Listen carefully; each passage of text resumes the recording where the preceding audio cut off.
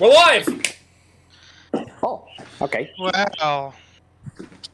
Entering dead space. Yes, we are.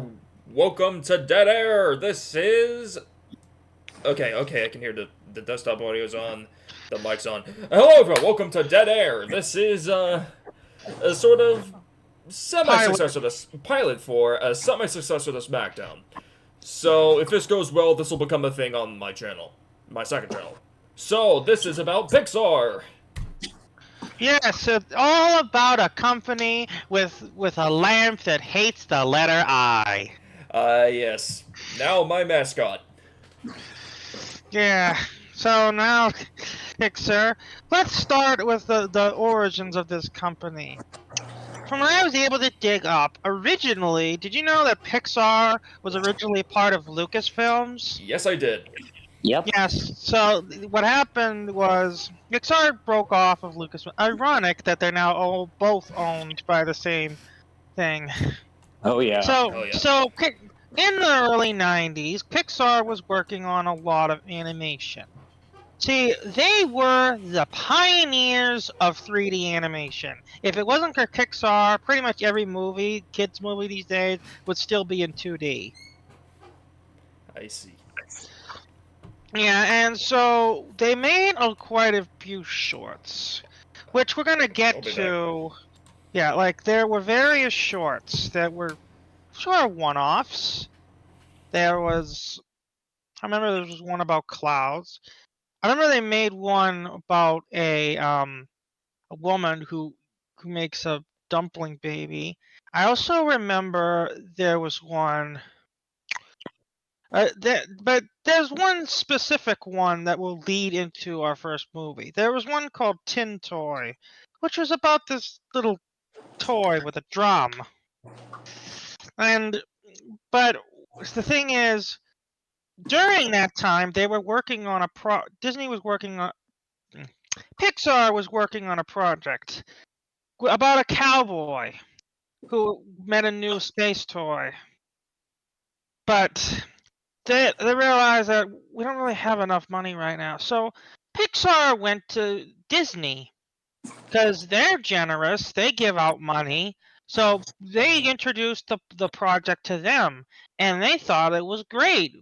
Although there was some retooling they had to do because the original draft was kind of rough. And also, but let's just state the name. On the legendary day of November 22nd, 1995, released Toy Story. Yep. Start now. The influence in history of Toy Story is very vast. So we're gonna try and cover as many things as we can. It was on a budget of 30 million, which is actually pretty small nowadays for a kids film. And sure, it's not chump change, but the influence of Toy Story was massive. It was literally the first CGI animated movie put in theaters ever. It had never been done before. And it was a smash success. It's about a cowboy named Woody who runs a room full of toys for his owner Andy. A new toy named Buzz Lightyear comes in. Woody, Tom Hanks, and Buzz, Tim Allen. They go on a big adventure to try and get home. It's sort of there's a really big movie. Like a million things happen, and it always has that one famous line. You are a toy! You are the real Buzz Lightyear. You're an action figure. You are a child's plaything. You are a sad, strange little man. I gotta put this in my search engine. Just. Yep, doodle. I gotta Save this for later. Now, Eli, I want to talk about the original draft for Toy Story, because there is an original draft for Toy Story where everything could have been a lot different. Like, the draft basically they fixed Toy Story in the simple way. They made Woody less of a jerk. In the original draft, Woody was supposed to be this giant jerk who bossed everyone around and stuff. Yeah. Yes. It's like this, like they realized that, oh my god, we made Woody a jerk, so they retooled it, and that's how we got the Toy Story today. Sure, Woody is still jealous of Buzz, but he's not bossing everyone around. It's just Yep. now the massive success of Toy Story and its legacy cannot be understated. It is literally the film that made say, hey, we're Pixar, we exist, we're the new hot thing with kids' movies. Now, be that as it may, you wanted to talk about something that they made in the meantime. A cartoon show. I'm going to let you talk about this, Eli. Can you talk about this Buzz Lightyear Star Command show? Eli. Basically, because Disney was making cartoons out of every successful movie. The Little Mermaid, Aladdin, everything. So, Eli, I want you to tell the people a little bit about the Buzz Lightyear show, since you probably have a little bit more info on it. Buzz Lightyear Star Command? Yeah, you got the floor. Tell us about Buzz Lightyear Star Command. Okay. Well, because after the success of Toy Story 2, I think, because how I'm the best I can put at it is, again, after the huge success of Toy Story 2. Oh, wait, this comes at Toy Story 2? I thought it came after Toy Story 1.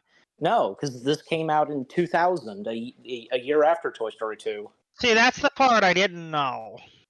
If I knew that, I would have talked about it after Toy Story 2. But since we're already talking about it, we might as well mention it. Okay. So, as I said, after the success of Toy Story 2, a year after Toy Story 2's release, Disney, Pixar, and with Disney TV animation, because they brought us Buzz Lightyear Star Command, and Tix, because you said this, that Pixar, they hated Buzz Lightyear Star Command, and you want to mention that? Yeah, apparently when they made the show, apparently Pixar hated it. They thought that it did not contain the actual spirit of Buzz Lightyear. Yeah. Oh, we'll get to that in a little later. Don't worry, we'll get to their version of Buzz. Yeah. Okay. So now that we've talked about that, I know I didn't know it was. Oh, you done? Well, I mean, was I going to continue talking about Buzz Lightyear? Well, yeah. I mean, just a brief history of the show, because. Okay, you can Go have ahead. Go ahead, Eli. go. I mean, I just wanted to ask you on that, Tix. So but just go. Tell the brief history. Tell us how many seasons, and then we'll go on. Yeah. So as I said, a year after Toy Story 2's release, Buzz Lightyear Star Command came along, and of course, with the pilot, it was the adventure begins, and I mean, it first started off being on TV as maybe it was a 4-parter or something. I mean, it was in a 4 or 5 parts, and then it made its way to DVD, and that's the only time that something from Buzz Lightyear Star Command ever was released on DVD anything. And for the DVD release, the full version of The Adventure Begins, the pilot, Tim Allen was the once again reprised the role of Buzz Lightyear, but for the TV show, it was Patrick Warburton. So And hold on, so basically they got Joe Swatson to be to be Buzz for the whole series. yeah, basically Joe Swanson / Kronk / the Wolf from Hoodwinked, and he's God knows how many other slash the Deer from Open Season / Ken from the B Movie. Yeah. And amongst others that he's done. But yeah, so Patrick Warburton was the voice of Buzz, and definitely because the way the voice performance that Patrick brought to Buzz completely different than what, of course, what Tim Allen has brought to Buzz. And in the show, because we of course had the evil Emperor Zurg, and Zurg being voiced by Wayne Knight, who previously was the voice of Al in Toy Story 2, and and you know what, Zurg was really good in Buzz Lightyear Star Command, especially with the voice performance of Wayne Knight. We also had the LGMs and a new group of characters, and also it's just the show's own batch of villains. And there were some really cool villains. Like there was Warp Dark Matter, who used to be Buzz Lightyear's partner in Star Command, that joined Zurg's side. Nos 482, and we also have to mention the Space Rangers that are with Buzz. Mira Nova, Booster, and XR. All right. So, how many seasons did it run? And then we're gonna move on. Well, that's okay. So the thing is, I think they just had one season. In fact, someone who was involved in Buzz Lightyear Star Command was interviewed and talking about the behind the scenes of working on the show, and the number of episodes that show had. Let me see. It was they were slated for, the show was slated for 62 episodes, and that was it. So. All right. So that's Buzz Lightyear Star Command. I know we went out of order, but I didn't know when it was released. Now, so Pixar kind of went dormant for a few years, 1996, 1997. But in 1998, there's something that happened. It's called A Bug's Life. Now, A Bug's Life actually has its own different brand of controversy and stuff. But first I want to talk about the film itself. I think for a second film, it's actually really good, considering off the heels of Toy Story. It really brought its thing. And here's the thing, it had 4 times the budget. And they sure used that budget correctly. Instead of on the budget of 30, it had the budget of 120, which is a lot for that. And they just nailed it home. It's about a bug named Flick who wants to protect his tribe from a bunch of rogue grasshoppers. So he decides to go to the big city, and he finds a bunch of warrior bugs, quote unquote, and brings them home, only to find out they're in a traveling circus. And before I talk about the rest of the film, I want to address a certain person, a certain voice actor who permeates Pixar, named John Ratzenberger. He is in every Pixar film, or at least a vast majority of them. He's Ham from Toy Story. He's the Flea from Bug's Life. He's in The Incredibles. No, it's not. That's not. He's in every movie. He's Mac from Cars. He plays a bunch of big roles in Pixar. The Abominable Snowman. The Abominable Snowman, that too. You cannot escape that man's New York accent. Nope. And fun fact, because out of all the characters that John Ratzenberger voiced, his favorite out of all of them is P.T. Flea. Yeah, I know, and it's interesting. And of course, sure, PT Flea is one note in the film, but voicing him, but I'm just glad they got him to voice it. It's just, and all the bugs are great to be around. Like, it's a fun movie. And the thing is, there's something that way back in 2021 when we did episode 4 of some show called SmackDown, and it was about DreamWorks. I mentioned the first movie DreamWorks made, Ants. Hmm. Now, the comparison of Bugs Life and Ants, it's basically if a Bug's Life didn't exist, the monumental change of history, if the Bug's Life didn't exist, Ants wouldn't have existed. Yeah, and No, this is all.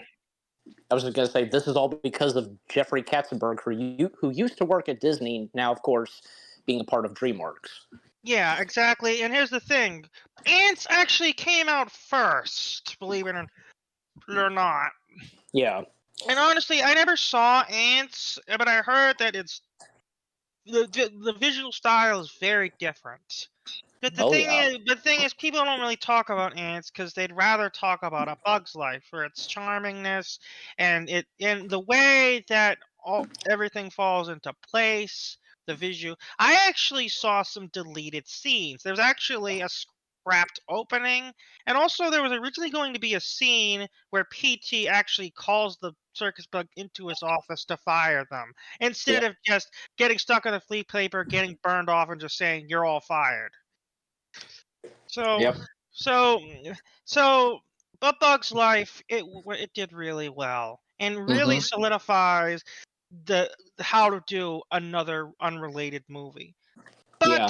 But now And we have to talk about something bigger. yeah, because I mean, and I'll say this because just very one more thing about Bug's Life and Ants. Ants stole something from A Bug's Life that it should have gone to Pixar. Ants won the World Guinness record for digital water. Yes, and here's something that you will remember for the future movies. This is one simple fact I learned a long time ago. The hardest thing to animate in 3D is water, Yep. liquids. And so I'm guessing because of that, I haven't seen Ants, but I'm guessing Ants did Rain better than A Bug's Life. Well, But I think both did a good job on the rain. And besides, the yeah, rain for A Bug's Life, it took them 4 years to do that. yeah, and I am, yeah, and I'm impressed. I was impressed by the ending scene where it's all raining. Now, Mhm. now that we're done, I'm sure we can all talk about A Bug's Life another day. But it did really well. So Yep. now we need to talk about one of the greatest sequels of all time. Yep. Coming in at November 24th, 1999, we have Toy Story 2. Now, this is an interesting case because Oh yeah. unlike today, where sequels are rampant and most of them can do good, and some of them are just trash. Looking at you, Kung Fu Panda 4. Just like you have to think that back in 1999, sequels were considered a bad thing, like always a bad thing before some sequels in the 2000s and the 2010s actually proved that a sequel can be a good thing. So the mentality was a sequel is a bad thing. What changed this? This Toy Story 2 is a pretty good candidate of that change because some people say, oh, they could have just done the same thing. No, they went above and beyond. See, we learn a few things about this thing. There's a reason why Woody's special. He's actually a valuable collector's item. And also he had his own TV show. And it was just so good to see Wood is Roundup. Come on, it's time to play. yeah, it's so good to It's good, and also it was good to see that they actually utilized the other toy characters more. It was good for Buzz and a bunch of other toys to follow him instead of Buzz going alone. And Yep. and that's why I kind of like it more than the first one. And also, you have Jessie. She is the best cowgirl ever created. And also, you also get Sideshow Bob. I mean, the Prospector. Both voiced by Yep. Kelsey Grammer. Sideshow Bob / Frasier. Yep. Yeah, so and the film is just epic. You got a bunch of locations. You got the sidewalk. You got a giant building. You got the elevator fight with Zurg. Which is and why JP and Beyond could not remake Toy Story 2. Yeah, exactly. It's just like JP and like it's that everything falls into place in such a nice way. Like you go into the baggage play. You see how big everything is in the baggage scene where they're looking through all the suitcases. You get to see the magnitude of how big everything is. Also, you have that famous meme that I've seen on Twitter forever, or X. Ugh. I can't believe I have to go all the way to work on a Saturday. All the way to work!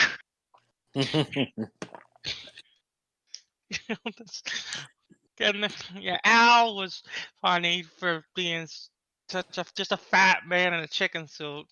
Yeah. What do you think? Would Al be considered kind of a villain in Toy Story 2?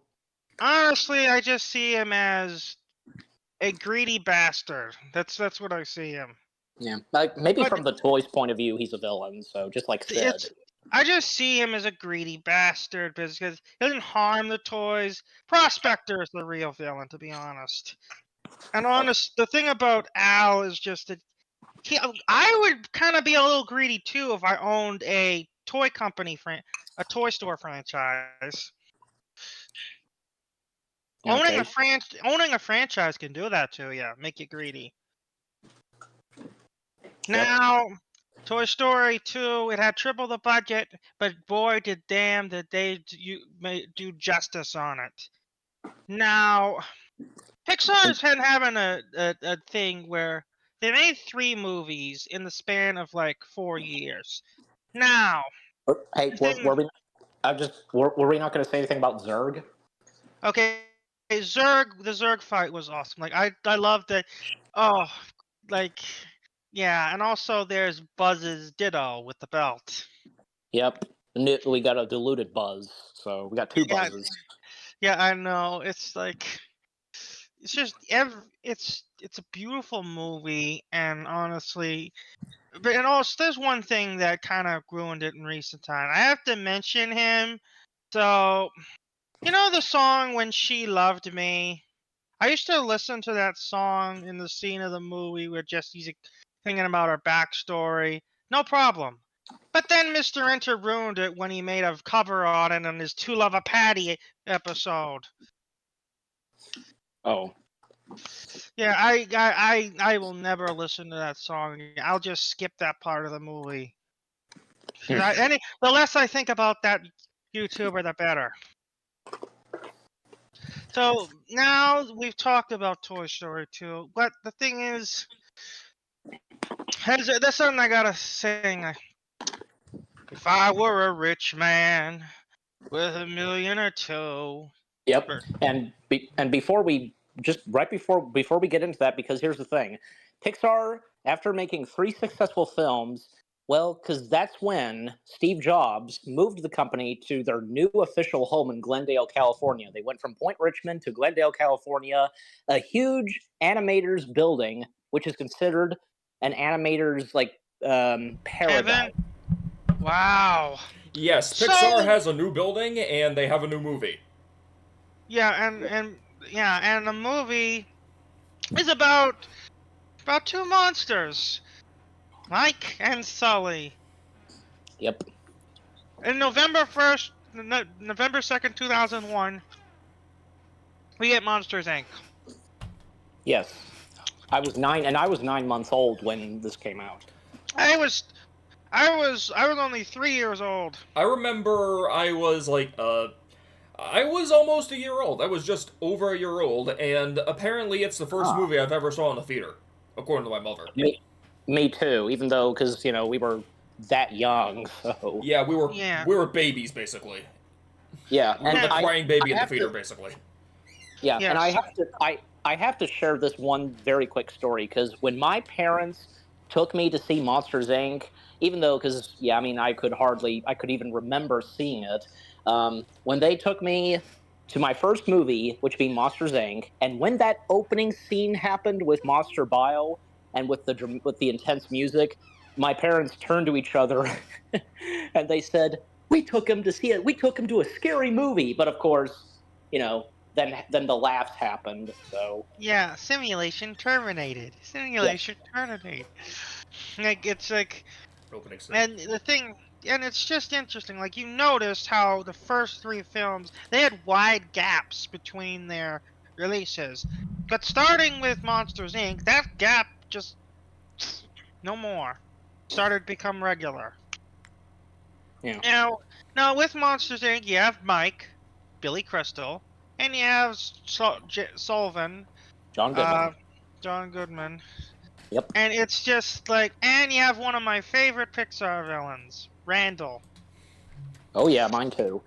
Uh, It's like those many arms, that invisibility, that And Steve Buscemi's voice performance. exactly that too. Yep. And it's just you begin to see that Pixar was finally starting to come into its own at this point, with the big setting, all those doors, everything looking so large, not just because of the monsters. You notice that the scale is a lot bigger than with Toys and Bugs. Yeah. I mean, even though A Bug's Life was a big movie, and it was the first ever computer animated film to have widescreen. I mean, it did have big sets. So I know, that's the thing. Like they realized that, oh shit, we're big, and it's so big that it got nominated for an Oscar for animation, only to lose to Shrek.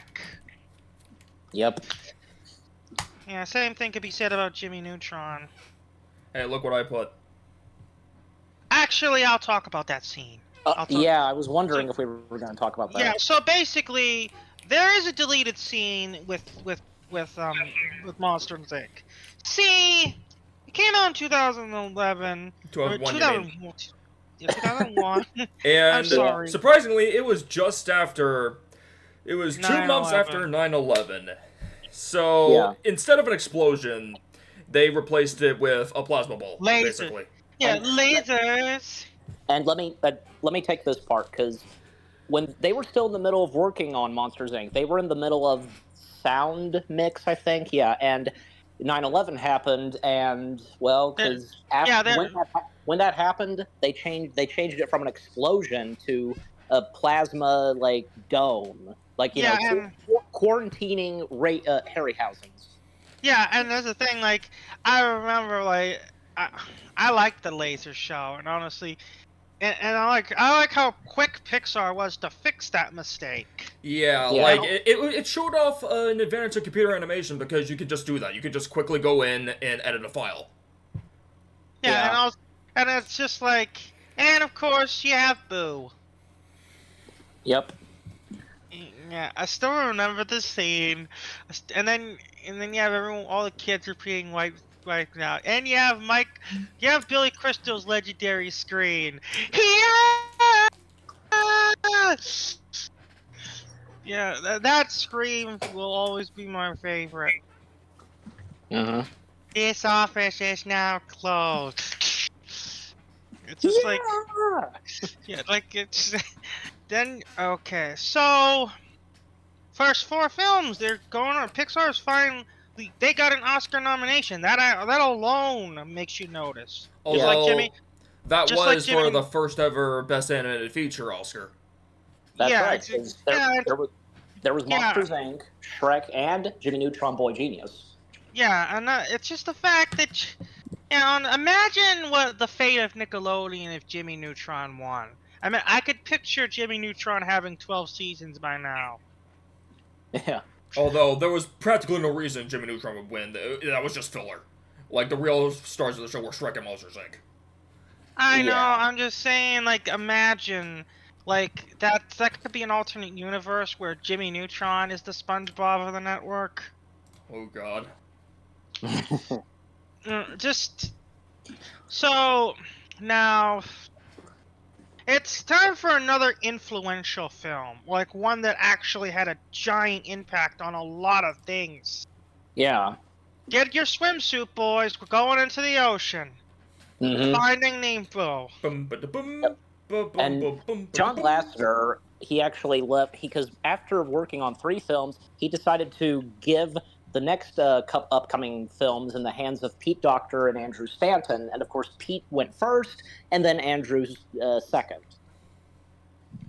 Yeah, and the thing about now Finding Nemo, yeah, and Stanton, apparently Stanton was the only person who inspired the story, and good on him. And this is like Finding Nemo is an amazing film because you know what the thing is, the hardest thing to animate is water. Well, this is all water. Yeah. And they really knocked it out of the park in that regard. So the story, it's basically an overprotective father, Marlin, Albert Brooks, clownfish. and teams up with a weird, joke-happy, short-term Short-term memory loss. cursing. I did that on purpose. Ellen DeGeneres, and Yep. they go on this big journey to find Nemo, who teams Yes. up with a bunch of fish tank fish to get out of there. And I'll always remember, I quote this a lot, where someone says something, and I'll repeat Gil's line, "Never stopped me." Gil was awesome. He was so edgy. Oh, absolutely, and the voice performance of Willem Dafoe. Oh, that's who it is? Oh. Yeah, aka the Green Goblin. Yeah, he's the voice of Gil. Yeah, I can't, I have trouble keeping track of every single voice actor. Although I will say, rip the voice actor of Bruce. Yes, we of course have to mention Bruce. Hello, I'm Bruce. Yeah, that's like it's alright, I understand. Why trust a shark, right? Yep, and can't forget to mention Crush. Yeah, Crush. God, you're riding it, dude! Check it out! Yeah, it's like... Righteous! Yeah, and so... Finding Nemo was a smash hit. And also... Yeah. There were a lot of influences elsewhere in the world. See, one negative side effect of Finding Nemo was... everyone wanted to own a clownfish as a pet. And that actually did have a negative impact on the environment, believe it or not. They actually made a program to release clownfish back into the wild. Fascinating. Oh. Yeah. Yeah, so the film did good, and also it's just... and here's the thing. If it wasn't for Finding Nemo... See, here's a fun fact going back to Nickelodeon. The SpongeBob movie was originally supposed to come out in 2003. But because of Finding Nemo, they're like, oh shit, we can't release 2 underwater stories about characters going on an adventure together. We're gonna get swamped. And the fact that, well, because the SpongeBob movie was released a year after, it still came out with another underwater animated film, which being Shark Tale. Yeah, and here's the thing: Shark Tale actually was made personally just to compete with Finding Nemo, ride its success. Literally, that's the one reason it was made. It's so obvious. Yeah. Yeah, and it's just the fact that that Shark Tale flopped, and I'm gonna bring up Mr. Enter one more time. He did say in his Shark Tale rule that Shark Tale could have been better if they waited a few more years and retooled it. Oh, this Yeah. won't be the last time we're talking about Mr. Enter, though. Source turning red. We'll get to that later. Yeah, I'm not gonna mention that part. You can mention that part. So basically, Finding can. Nemo proved a lot of things. It did an amazing job. It's a film that made people begin to respect Pixar, as if the first five didn't do that. If the first four didn't do that, it was astronomical in its achievements in the ocean. Mine. Now Well, yeah. We just shut up! Take it! And of course, I'll always remember the YTP saga known as Frying Nemo. absolutely. We all will. Yeah. Now, so how do you top living in the ocean with barracudas and pufferfish? Well, see, there's this man. So, one of the biggest films of the 2000s. Yeah. What was it? There's just something very stupendous, stellar, Incredible! The Yeah. Incredibles, And made by Brad Bird. And the thing is about Brad Bird, because this was the first time that a Pixar film was done by an outsider. Exactly, and Yeah. because there's an interesting thing about Pixar, because the first 5 films, they didn't really have an emphasis on humans. No. So now, but this is actually the first film to That's have an emphasis on humans. An all-star human cast. Yeah, superhumans. Or Yep. supers. So, we kind of follow Mr. Incredible as him and Elastigirl get married, have a family, but have to live underground because apparently superheroes are now illegal. So, Yep.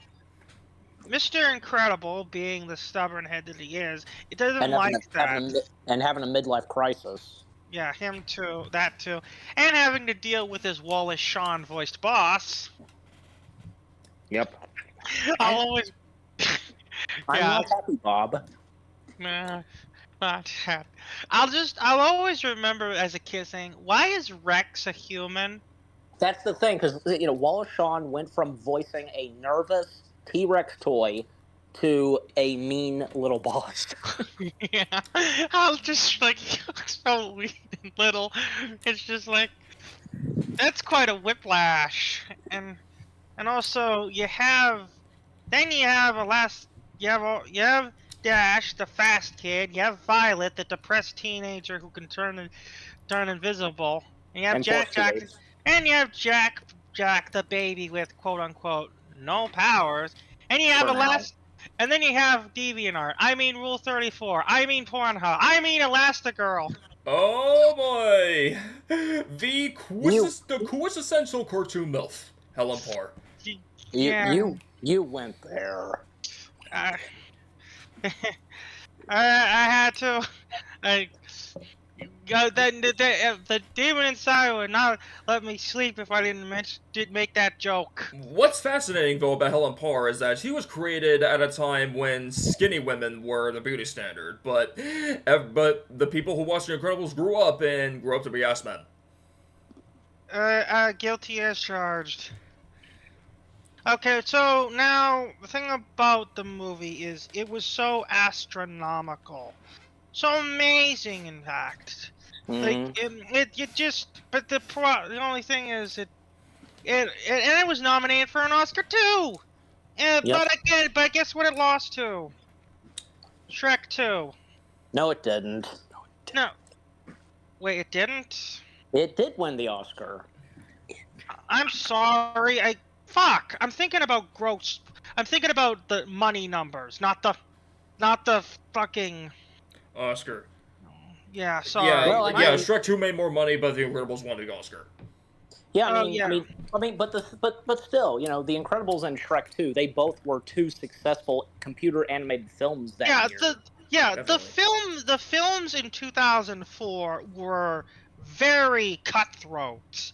You had Spider-Man, you had Shrek 2, you had Incredibles, you had the SpongeBob movie, you had the Polar Express. So many movies came out in 2004 that are very memorable by very many different franchises. Now, speaking of that, I need to address something of why there was no movies in 2005. See, unlike Pixar, the beginning of the 2000 movies for their parent company Disney were kind of floundering. See, the only success they had in that amount of time was Lilo and Stitch. They didn't really do well with Brother Bear and their 2004 entry, Home on the Range. In fact, Home on the Range was a financial failure. Even DreamWorks had that too with a few hand drawn animated films they did. Yeah, This sort of tricked Disney into thinking that 2D was outdated, so they made a deal with Pixar, or a bet, if you will. If Disney could make a successful CGI movie without them, they'll probably they'll part ways. So what they came out with was Chicken Little. Chicken Little was, critically at least, the worst movie Disney has put out yet, but at the box office it actually did okay. Yeah, and the thing is, this delayed a film. See, it's gonna be the movie Cars. We're not mentioning yet. Like, it was originally supposed to come out in November of 2005, but because of this deal, the Pixar was forced to move it to the summer, June 9th, 2006. Yeah. Now we're going to, and here's the thing. People were excited with The Incredibles. Like, oh, the sky's the limit. Now we got humans. We're going to have a lot of human movies. Oh, And, it's Cars. Slow down. and Gonna get real and before gone. and just be Real and, gone. Let me and just speak! Okay, Sorry. all right. I'm just saying because all right, calm down because I do want to get this out because this is another important thing too because Disney and Pixar, they're like the contract with Disney and Pixar was going to expire, and Steve Jobs wanted to make a new contract, and what Steve Jobs offered to Michael Eisner did not like, and after a huge fight, Steve Jobs planned on finding another company to distribute the Pixar films, and Pixar was left worried that if they merged with another company, they would become nothing more but a factory that makes films for the sake of money. And if that wasn't enough, Disney was planning to create a new animation studio called Circle 7, which that studio it would have done nothing but direct to DVD sequels to Pixar films that was already a part of Disney. But when things seemed bad, fate stepped in with Bob Iger. Bob Iger replaced Eisner's. Michael Eisner was replaced with Bob Iger, and Bob Iger saved the day by instead of doing a new contract, they would buy Pixar for $1 billion, and 77.4 from there million. on. Yeah, Was this that? was a bit of a turning point for Pixar. Like, ironically, in a couple years' time, they would sort of become a movie-making factory, but that's early. That's much later. So, Yeah. back to 2006. Pixar comes out with a new movie, Cars. Yeah, and it's a lot to some people, not me. Some people it came off as jarring, where you go from superheroes to what's his name, Lightning McQueen, Ka-chow. which is actually named after one of their beloved crew members, Glenn McQueen, who sadly passed away in 2003. While working on Finding Nemo, and the fact that Finding Nemo was dedicated to Glenn.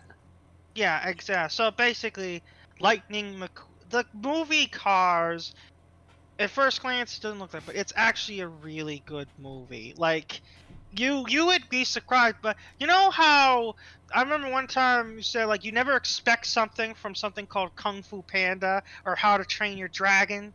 Well, what would you expect from a movie literally called Cars? Yeah, Those kind of those kind of animated films with those titles. Yeah, if you get down to it, Cars is conceptually a very bad idea, but because Pixar is brilliant, they actually managed to make a pretty good movie out of that idea, somehow. And Yeah. originally, the title for the film was going to be Route 66, but they realized there was already a movie called Route 66, so they just called it Cars. Yeah. Definitely. Yep. Yeah. Tix, go on. The story of Cars. Like, Lightning McQueen had to fake his rival Kachiga. Oh, he was such a douchebag. How do you think I look in Danko Blue? Danko Blue! Which is a callback to Toy Story with Danko gas station. And then, so Lightning, being a smug, arrogant newcomer, thinks he can do everything himself. He doesn't even need a crew chief. You need tires, you idiot! So Lightning hires Mac, to take into California for all night, and then so then a bunch of street nicks knock him out of the truck. Then Lightning ends up in Radiator Springs, where he meets my favorite character, Mater. My name. Yeah. Tuh, Mater, go out the tuh. Yeah. Yeah, I know. So Lightning tears up Radiator Springs and has to fix it. Now you think that would be a boring movie, but no, they actually make it a lot of entertaining. Yep. Especially with Mater and Lightning meets the love of his life, Sally. And so you have all these great characters living in a nice town, and Lightning learns a valuable lesson. Sometimes you actually do need friends by your side, and not to be a total douchebag about everything. Yep. And and also we get possibly one of the first emotional scenes of Pixar, where Quick Kick's like, "I'm not coming behind you again, old man," and he knocks the king off the road. And then Lightning realizes, like, the thing about Doc Hudson was a great mentor. He's greatly written character, like, and being voiced by the late legendary Paul Newman. Yeah, and he was, like, you drive like you fix roads, lousy. Yeah. Okay. And then it's just funny how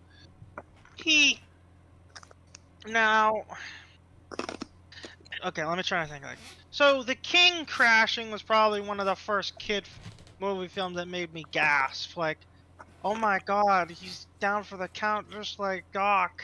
But then what does Lightning do? He doesn't win. He rescues him. He proves that Lightning actually learned that sometimes winning isn't everything. And Chick gets labeled a jerk because of it. Yeah. He may have won the cup, but that didn't save his fame. Nope. Now, and the thing about Cars is it sparks something in Disney's mind. Dollar signs. Involving toys. Oh, yeah. What do you do? What's the most common type of toy you could get a kid? A car. Yeah.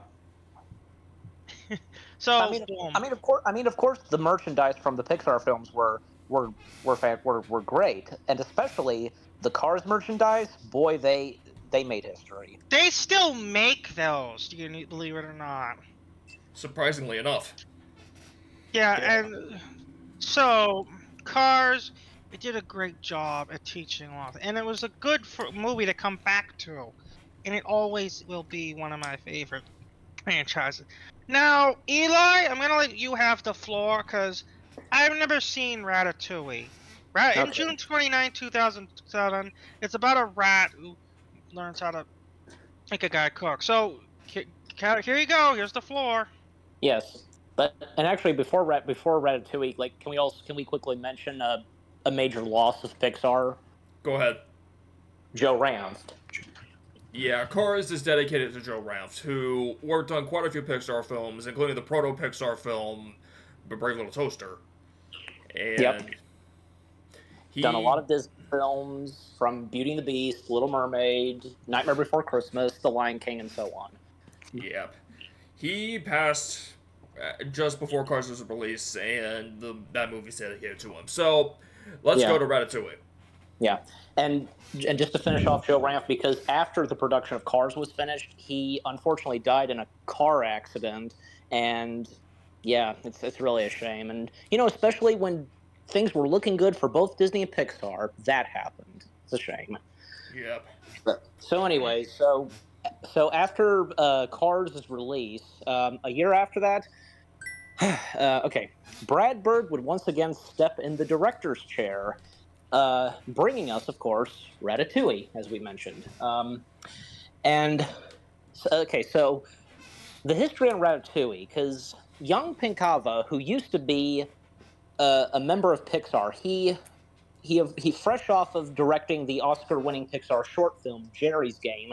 In 2001, he started development on a movie about rats, and yeah, and for John Lasseter and members at Pixar, they felt that Young was not ready to take on a big major film, and that's when John Lasseter asked Brad Bird, after doing The Incredibles, if he would be interested in doing this project. And he, of course, hands down, said yes to it. And well, unfortunately, after Brad replaced Young Picava, well, Young he quit Pixar. But I think he still got credited for Ratatouille. I'm pretty sure. And you know what? It is thanks to Young Picava for without Young Picava, we would not have Ratatouille. So Ratatouille, the story of Ratatouille, yes, this rat who loves food and is not your typical rat like all the other rats. His family of the family of rats. He has a brother named Emil, and his dad. I know the dad has. Does anybody know the name of the dad of his dad? Does anybody know the name of Remy's dad? No, I don't. I'm sorry.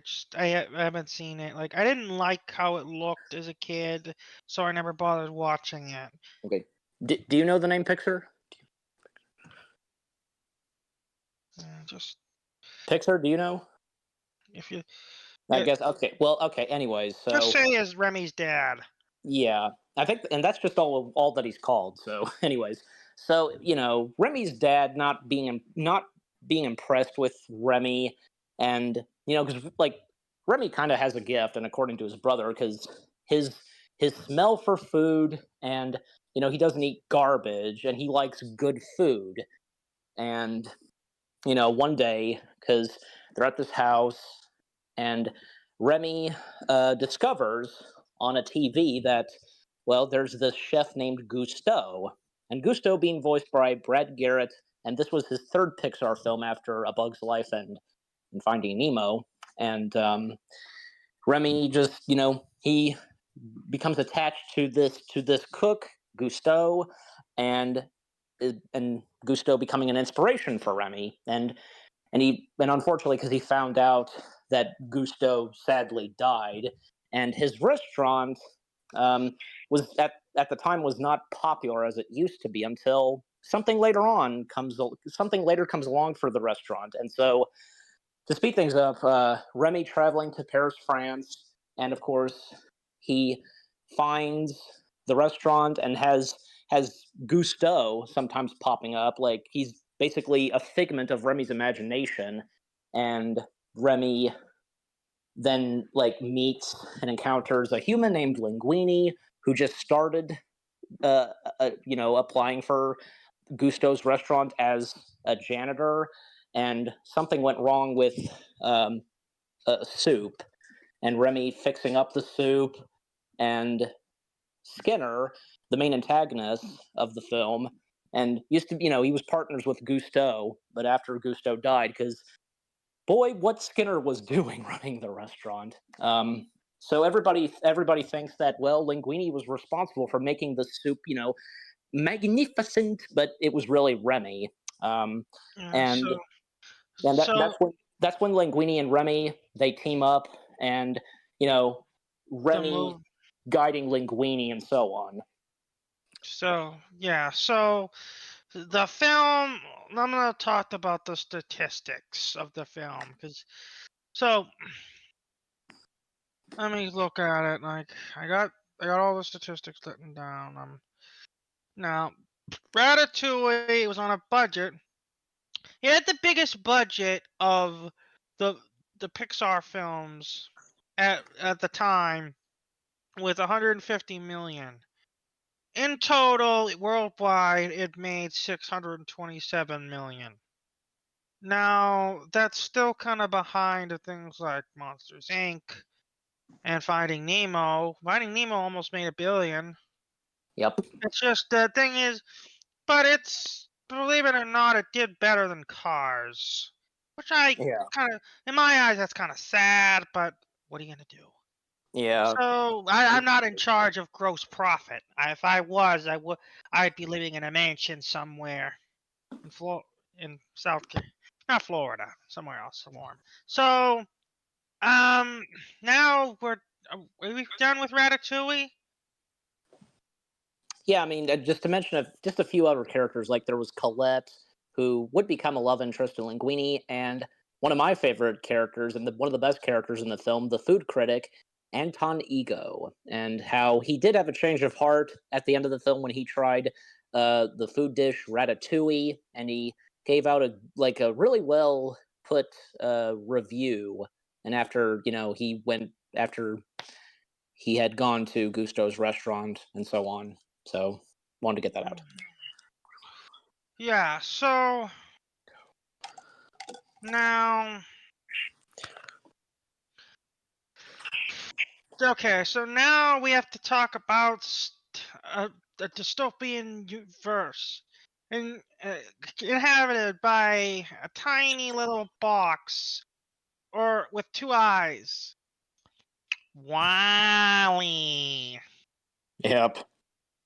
Now, I regretfully did not get to watch Wally before this podcast. It was on my list, but I didn't get to rewatch it. From what I understand, Wally is a nice robot. He was designed to keep the Earth clean. The problem was the Earth got too populated and all of Wally's brethren just broke down. They couldn't keep up the job. So one day, Wally finds this pod-shaped thing, and apparently, and also before he finds pod, he finds this plant in a boot, and so this pod-shaped thing is named Eva, and Yep. she is the best thing that Wally has ever seen. It really made Wally happy. Now, this with now, where are all the humans? The Earth is inhabited. Oh, they're all in space on a giant spaceship full of neon lights and stuff. And oh yeah, fat people. Yep. And it's become they've been off the Earth for like 500 years. And so, because Eva finds out life can still flourish on Earth, she takes the plant and she goes into space. And this is where things get interesting. So, apparently, there was a plan to return to Earth, but it never got reenacted. It never. And then the ship turns evil. Yep. It's like. So, basically. Everything, yeah. AI before AI became friendly or things we commonly use. So in short, Wally and Eva save the day. They bring the humans back to Earth. The humans re-inhabit Earth. It's just a beautiful, and it's also a very heartwarming story. You get sentimental, and you get your eyes start to tingle. Yep. Because it did a lot, but even then, it still kind of fell behind Ratatouille in terms of gross, which is sad. Like Ratatouille has made 30 million less, so Pixar needed a real winner. They needed to go. They needed to bring their ratings and their gross and their everything up. Up. We're talking about up. Mm-hmm. Da da da da da da da da da da da da da. Okay. Oh boy, with up. It's now this is one of the first movies that made me actually shed a tear.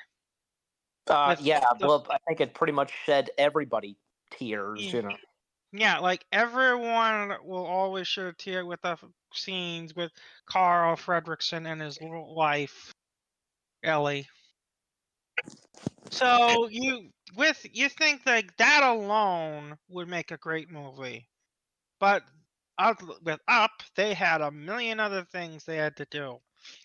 See, Up is about his old man Carl Fredricksen, or the late Ed Asner, and he crotchety old man. He's probably one of my top 10 crotchety old mans of animation. And he meets this kid named Russell. Good afternoon. My name is Russell. Are you needed Eddie? Just get to the end. And also, so he because of also this was actually the first movie where I actually anime movie where we saw blood, where Carl hits the head hits a guy over the head with his cane, and you see his head bleeding. So Carl goes to court. He has to go to the nursing home. So to prevent himself from going to the nursing home, what does he do? Does he just give up? No. He gets a ton of balloons and Yep. makes his house fly. Yep. And this is just the beginning. Because he wants to go to Paradise Falls, a land lost in time. Mm-hmm. And to fulfill Ellie's wish. And he takes Russell with him, and then he meets this bird, Kevin. Big, Yep. giant bird, and then he meets another king, a dog. He goes, hi, did that dog just say hi there? I just did, master. My master made me this color so I can talk. Not possible. Squirrel. Oh yes.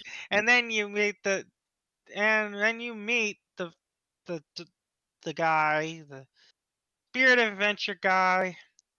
It's just like, and he has an army of dogs, and he has the one dog. Soon the bird will be ours. Alpha, your voice sounds funny. Yeah. I know.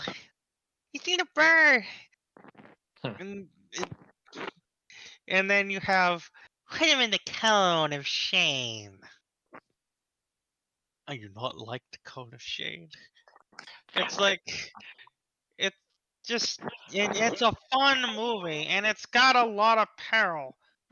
Like you get to see a lot of the sky, and you get to see a bunch of exotic jungles, which I don't think we've seen so far. I don't think we've seen jungle or a lot of trees since Bug's Life, and it did really well. It's just it did a lot more well than 1, 2, 3, 4. It had the most gross since The Incredibles.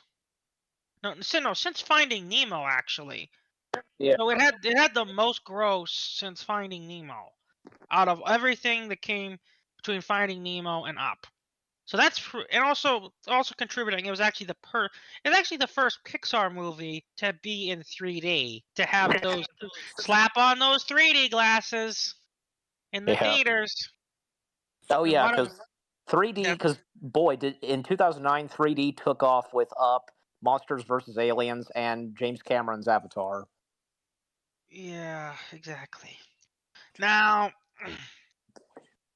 so how do we top up? I don't know. Maybe make one of the biggest grossing films of Pixar's career. Yep. Toy Story 3. Uh huh. Oh my god. Now I remember seeing this in theaters when I was like 12. Me too. In fact, before Toy Story 3 came out, they had the first two Toy Story films back in theaters in 3D, and obviously because to get hyped for Toy Story 3. I Yeah, remember that. Yeah, I remember seeing both the double feature and Toy Story 3 in theaters. Yep. I just remember it. Like the magnitude of what Toy Story 3 is and what it was and what it should have been and what it should be, and like there's so many paramounts and supers and hyperboles. So here's the basic facts of Toy Story. It's been years since our toys have been played in. Andy is going to college, Yep. and that's literally signifies the end. So, because Woody is Andy's favorite, he wants to take Woody with him, and he puts everyone else who's left in a garbage bag. That's the important thing to think. Like Toy Story, Toy Story 2 had so many characters, but you begin to realize how many are gone once you go to Toy Story 3. Especially Bo Peep, which Yeah. I wonder if there's ever gonna be something bad revolving her coming up soon. Nah, they wouldn't pull something like that. Yeah. Uh, just so And Bo, basically, Bo, Bo Peep would not have survived if she were still with the toy gang throughout Toy yeah, Story 3. because she's made of glass, like, Exactly. and that's probably one of the reasons why she wasn't in. I'm sure they would have loved to have her in a Toy Story film in the future, but the thing is, she's made of glass. They can't make that work, and they didn't make that work ever. And no, I'm just being sarcastic because I know we're gonna have to talk about it soon. I'm just Yeah. I'm just trying to push it away. Okay, so Toy Hmm. Story 3, Andy's going to college. All the toys that are left, which it's just actually a few of them, and they all get put in a trash bag thinking that they're going to be thrown out. Woody, being the heroic cowboy he is, saves them, or thinks he saves them. And then, so what do the toys do? They decide to go to a little place called Sunnyside Daycare, Yeah. where they're met face to face with a bear who smells of strawberries. Lotso. Yep. Lotsa hugging bear, but he would like his friends to call him Lotso. Exactly. Now, at first, you think like, sure, Woody's all grumpy because he's still loyal to Andy, and And he thinks that everyone. He thinks, oh, he know what he saw. He know what he saw, but the toys didn't. yeah, and also exactly like he's grumpy, like no one believes him. So Woody Yeah. decides like, oh, fine, you can stay here. I'm going myself. But as soon as Woody leaves, things start gonna turn to the worse. I mean, so Lotso puts him in the caterpillar room. Except the caterpillar room is full of like 2-year-olds and 3-year-olds. Yeah, And they don't know how to play with toys properly. exactly. And you begin to see like the dark side of being a toy. Yep. And honestly, I'm still amazed that they actually were still alive. Mm. So what happens? The toys realize Buzz goes to talk to Lotso, saying, "Oh, we all need to be in the big kid room." And because Lotso is evil, he turns Buzz back into Space Cadet Buzz. so that he Yeah, can keep an eye on him. diluted Buzz. Yeah, and we get, and here's where the film just shines. So Woody meets a bunch of new toys and a girl named Bonnie, who actually likes him. So Woody learns the truth about Lotso and is desperate to get back. So he gets back, and everything's gone to shit because.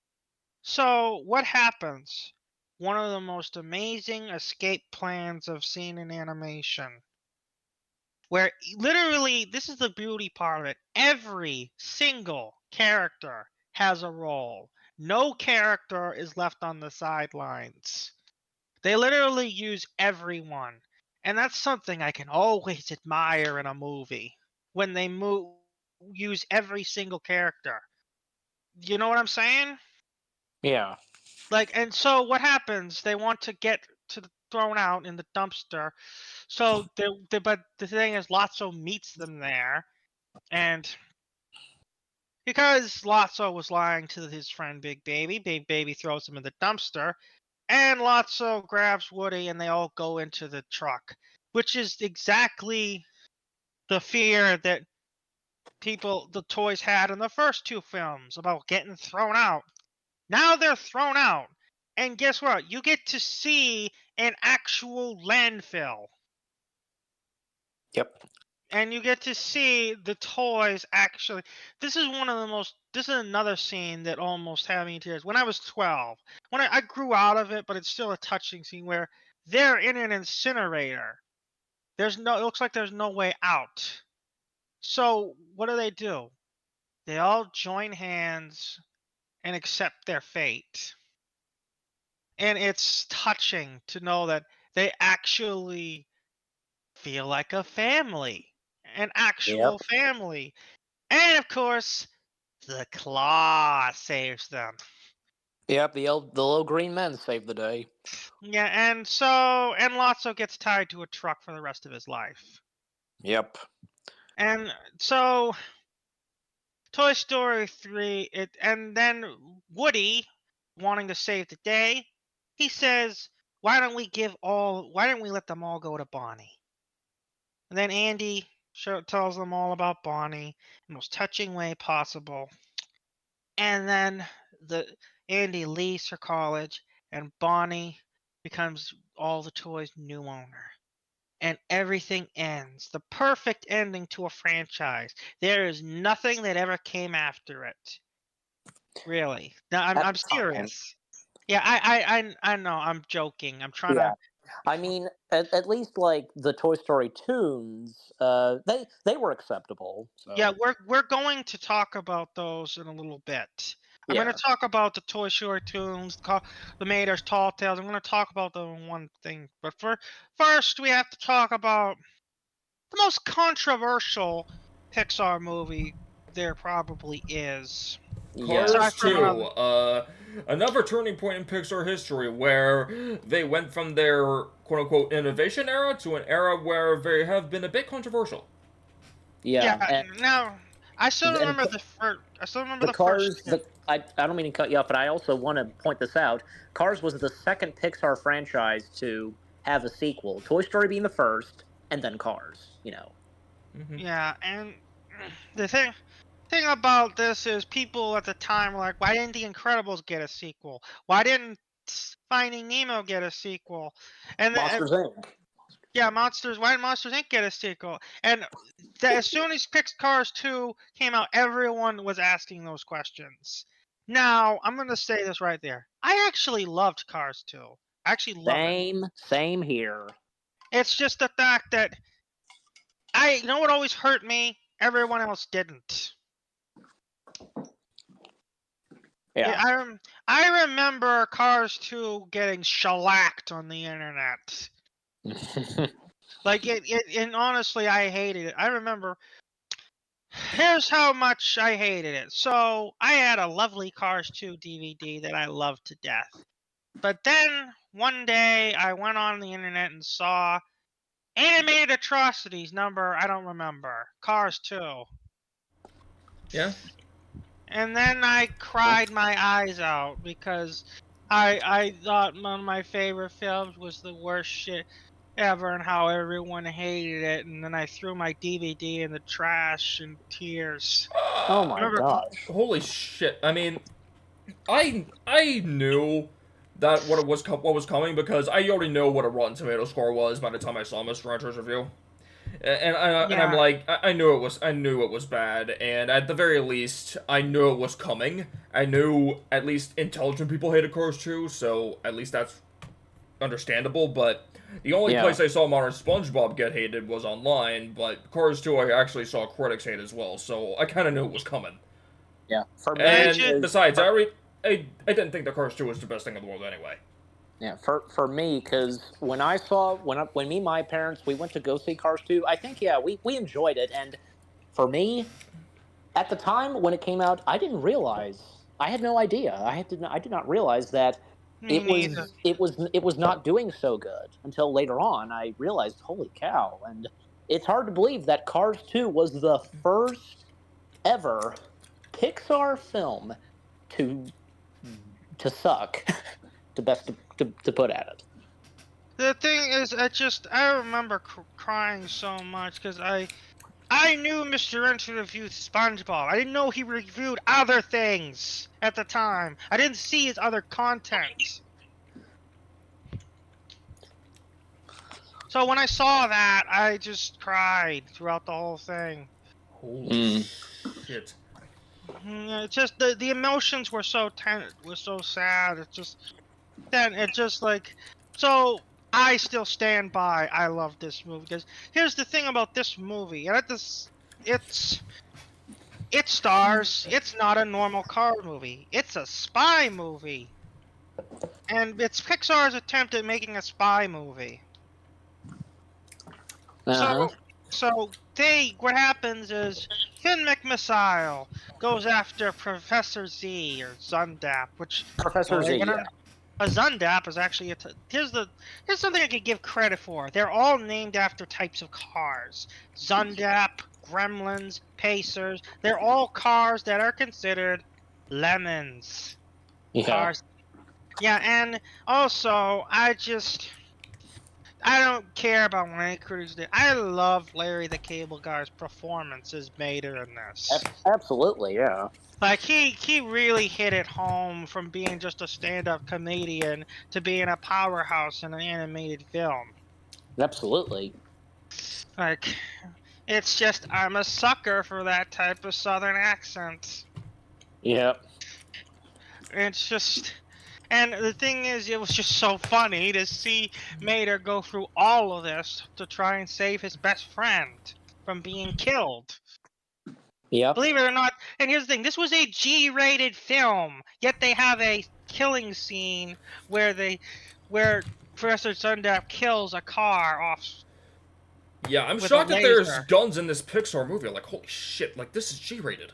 Like, was the And- NBA even paying attention, or even do they even care? Yeah, and also I just remember, like, the characters give were a just shit, as though. good as the first one.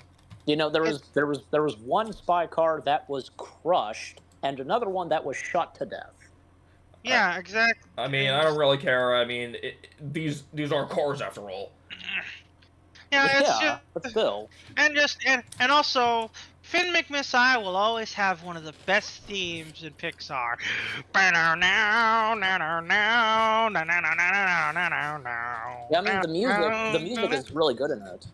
Yeah, it's like exactly. That's one of the saving graces that people forget.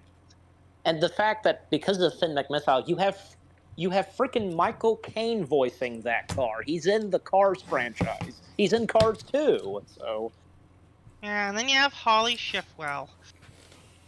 Yep. Mater's love interest that never came back. Pity. well, you know, I could think of a few good reasons with, you know, Spy. I mean, I with know. her and Finn McMissile being absent in the third film, just saying.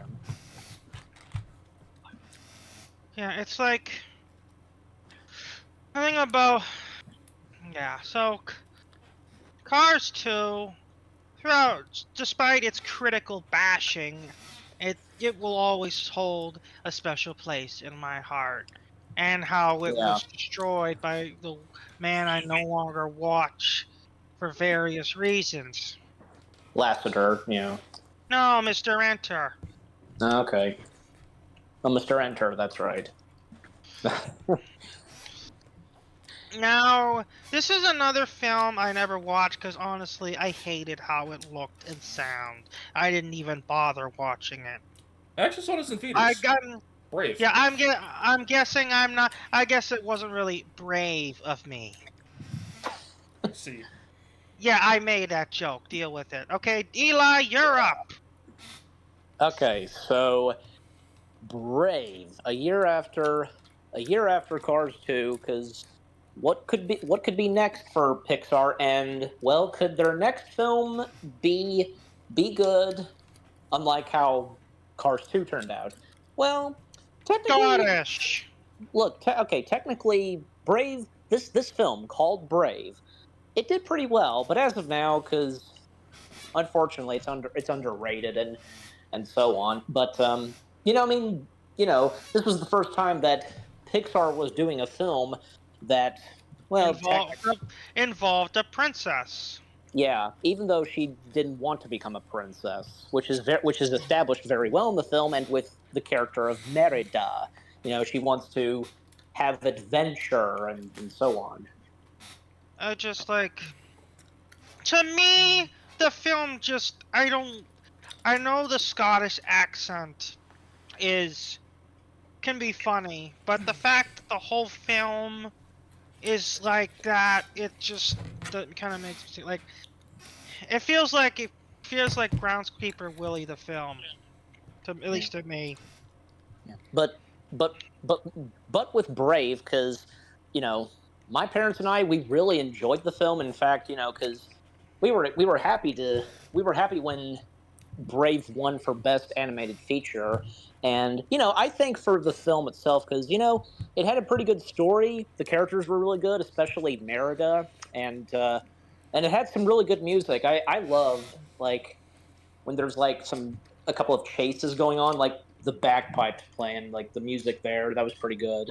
And it, Uh, like the fact that Brave also centers on, I mean, to put it this, it has a mother and daughter story, and I think, yeah, it's done pretty well, and especially just like some heart wrenching scenes, and how in the end all goes well for the mother and daughter. And not to mention, because this was based off of the director of Brave, it was actually based off of her experience between her and her daughter. So that being influenced in Brave and such. And that's the thing with Pixar films, because some Pixar films being inspired by some things that happened with whom it is that is working on this Pixar film and so on. And have to mention another major loss for Pixar is when Brave came out, unfortunately, we lost the one, the only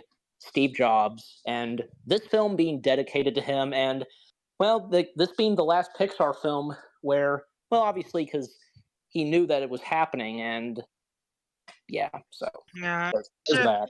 I'm guessing the iPhone wasn't the only loss, but Apple probably was more aware of it than Pixar, to be honest, because Apple is Apple and Pixar is Lamp. And yeah, the fact that Steve Jobs, he bought Pixar, and you know what? He was one of the fathers of Pixar. Exactly, people forget that, and Yeah. they when they think Steve Jobs, they just think of Apple. And If, now, for me, if with me thinking of Steve Jobs, I would think of Apple too, but I would also think of Pixar. it's just now now that we're done, are we done with Brave? Yeah, just overall, Brave. It came and went. It was good, but it's a shame that, and for me, because it's underrated in how people feel about it. So Now, Brave, yeah, sure, Brave isn't real, just kind of went over a passing glance for me. But this next film, I was so hyped for it. This I remember I remember watching this movie before I went off to college in 2018 to get me motivated, but I did see this in theater. Monsters Shit. University. Pixar's first prequel film. Yeah, and it's a damn good one. I agree. But kind of just like with Brave, people seem to, you know, Mm, yeah, it's just like they're like because Pixar was kind of treading on water at this point because here's the thing about the late 2000s. Pixar from Ratatouille, from Cars on, companies here's what happened in 2012. In 2012, Disney hit it big with Tangled, which is the other princess movie that people actually remembered from that 2012. well, Tangled came out in 2010 actually. Okay, well, sorry. It's hard for me. I know. Well, basically, Disney themselves were starting to starting to outperform Pixar's current work. Not to mention, DreamWorks was doing things like Gangbusters. So both of them, Pixar felt sandwiched between the two, to say the least. Not to mention other companies who are taking a stab, like Like Sony. and at the time Blue Sky. Yeah, Sony, Blue Sky, everyone was getting that piece of the 3D animation pie. Like, Indeed. and of course, Illumination entered the ring in 2006. So, Yep, so with many. Despicable Me.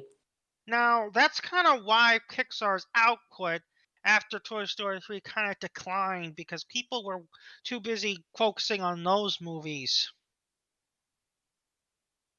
So, but Pixar being the first film, they could take they try to fire back. With Monsters University, they did a pretty good fire back. Now, Monsters University is an interesting story of how Mike wanted to be a scarer and how he met Sully. And how, sure, they were rivals at first, but then Mike teamed up with a bunch of other monsters to win the scare game so he could get back into the scaring program. Also, I like how calm voiced the principal is. How Jean Hardscrabs, she's like that woman that always talks calmly no matter what emotion. Like, and you, Michael, what you lack is what can't be taught. You're not scary. Sullivan, do you think he's scary? I don't know. Do you think he's scary? God, I love it. I don't know why. Just always felt menacing. Then you have so the movie is a great movie, and it also highlights like this isn't the first time that they went into a door. Nope. When Mike wants to prove that he actually is scary, finds out he's stranded in a camp. Yeah.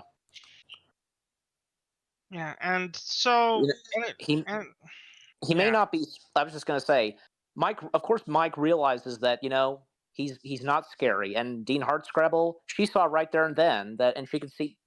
It's like she could see through Mike that he was not scary. But what he can do in the business of scaring is what he taught and when training Sully and the Uzma Kappa members. That's what he has. And when Monsters Inc. with the events of Monsters Inc., well, he was not a good scarer, but you know what? He's good at being a jokester. yeah, and also he's fearless. Yeah. He doesn't have a sense of fear. It's just the fact, like he's a trainer. He is a teacher. Like Yeah. he is a quick thinker. Right. Exactly. And what he taught to all of them, from Sully and the Uzma Kappa members, what he taught them and when training them, look at what happened to them next. Yeah, they all became champions. Exactly. Like it's like he yeah, like it takes some damn good charisma to turn a bunch of those people Yeah, into champions. Now, that's right.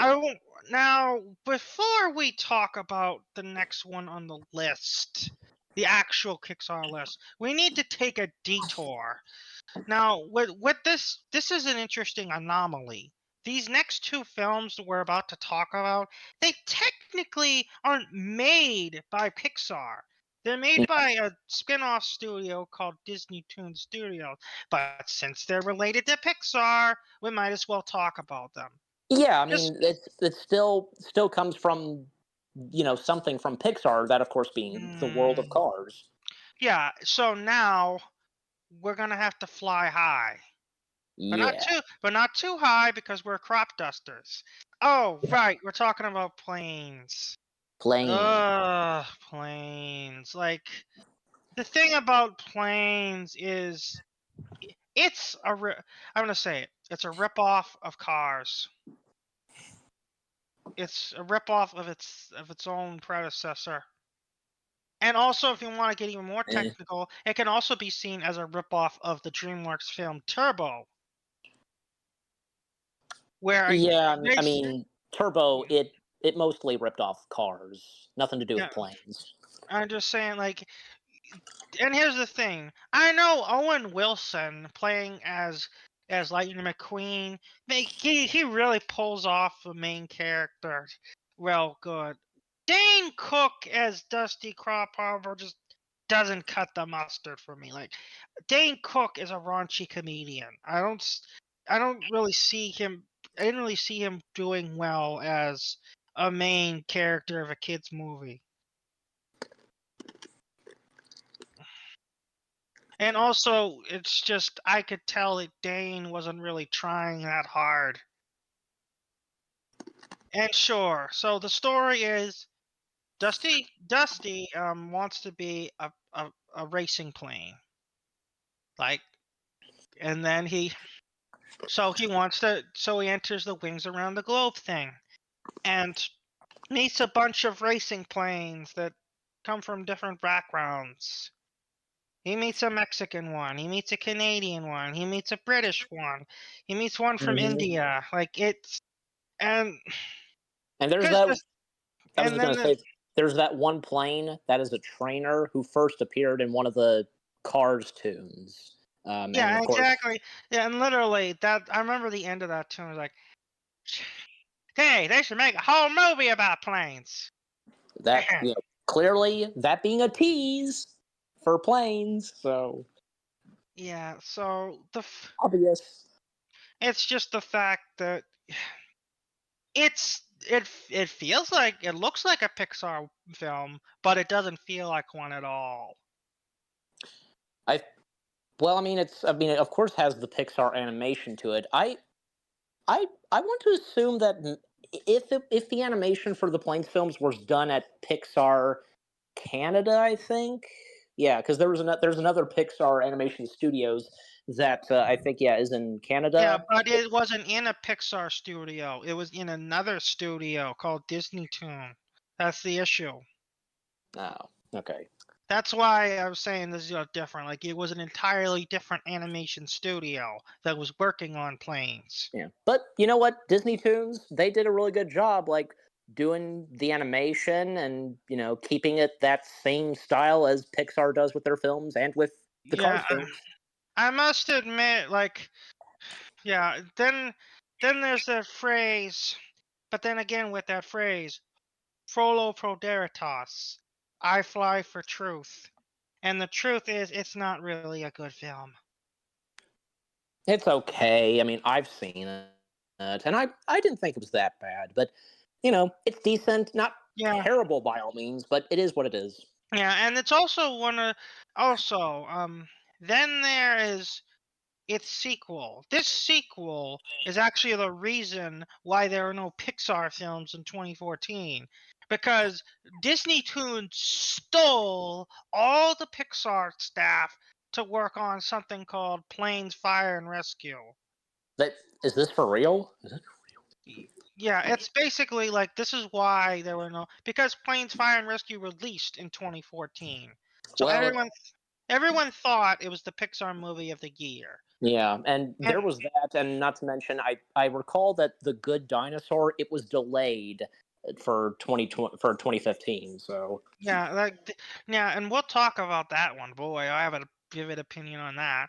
So the Planes Fire and Rescue, it's actually an interesting deal because it's dedicated to all those hardworking firemen who risk their lives every single day. Which yeah, it's a noble cause. It's just Dusty's adventure to this new place where it doesn't feel it's like it feels too soon. Like it's only been a year since we first got Dusty. yeah, And it's like and because Dusty just and he hasn't really grown that much. All he knows is his gearbox is failing. It means he can't go as fast as he needs to race. So he wants to become a seat, which yeah, so he has to get certified. And he teams up with a misfit group of firefighters. And yep, yeah, so so then there's this greedy hotel manager who wants something, and like the film felt disjointed. hmm, Like if I want to be honest, it felt really disjointed. Like because everything goes in plot points are dropped, many things go so fast, and then the scene it ends with them fixing the fire. Dusty's unconscious for a few days. The creep girl plane who likes him just watches him. Ugh. And they have to use the AC/DC song Thunder because why not? It's just feels dry, like a summer's day with a fire. hmm, It just feels a little soulless. Now, before we talk about one of the biggest Pixar films ever, we're going to talk about a bunch of the tunes. We're gonna let's start. We're gonna talk about Mater's Tall Tales. We're gonna talk about the Toy Story tunes, and we're gonna talk about some of the miscellaneous tunes that are tied to movies, like Jack Jack Attack and stuff. So we're gonna take a quick break from movies and talk about the tunes. So let's start with Mater's Tall Tales. yep, Mater Tall's Tales was one of my favorites as a kid. I always remember. If I'm lying, I'm crying. yep, It's just like, and every film is just a few minutes, and then you have basically Mater telling something that probably happened or not. We don't know. Where he does something, say the girl cars from the first movie love him, and then Lightning McQueen gets randomly inserted into the film. I'll always remember the one where Mater was a firefighter. It's like Mater, that not happen. Well, for Pete's sake, you was there too. Ah! Remain calm. It's like he was in the fire. That was yeah, one of my favorites.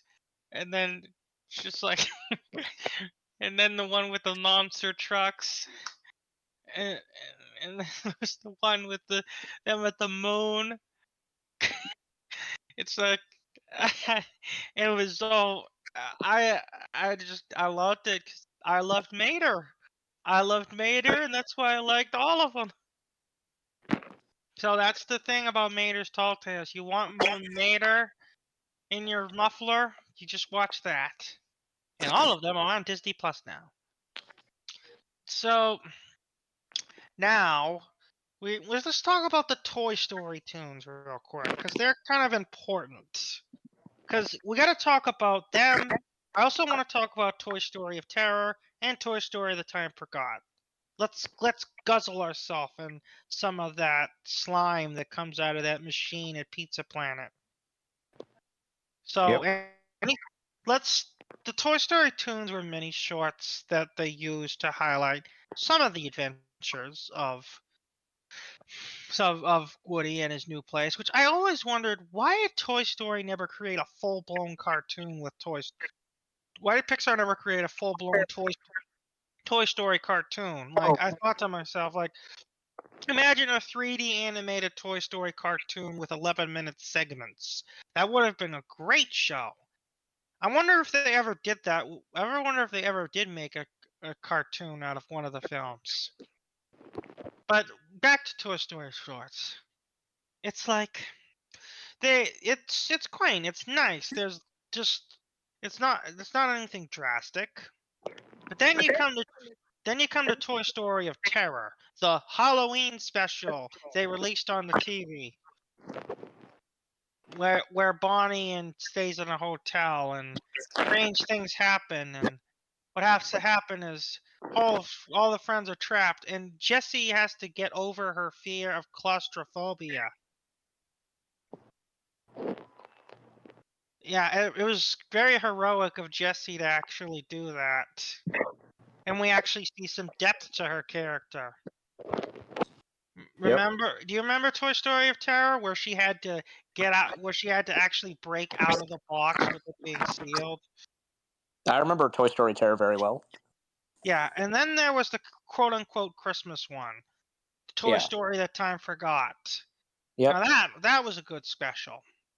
You had And it had like a, I don't know how to describe it, like army of dinosaurs, you know? Yeah. Battle dinosaurs. Like I thought that was a cool idea for a toy.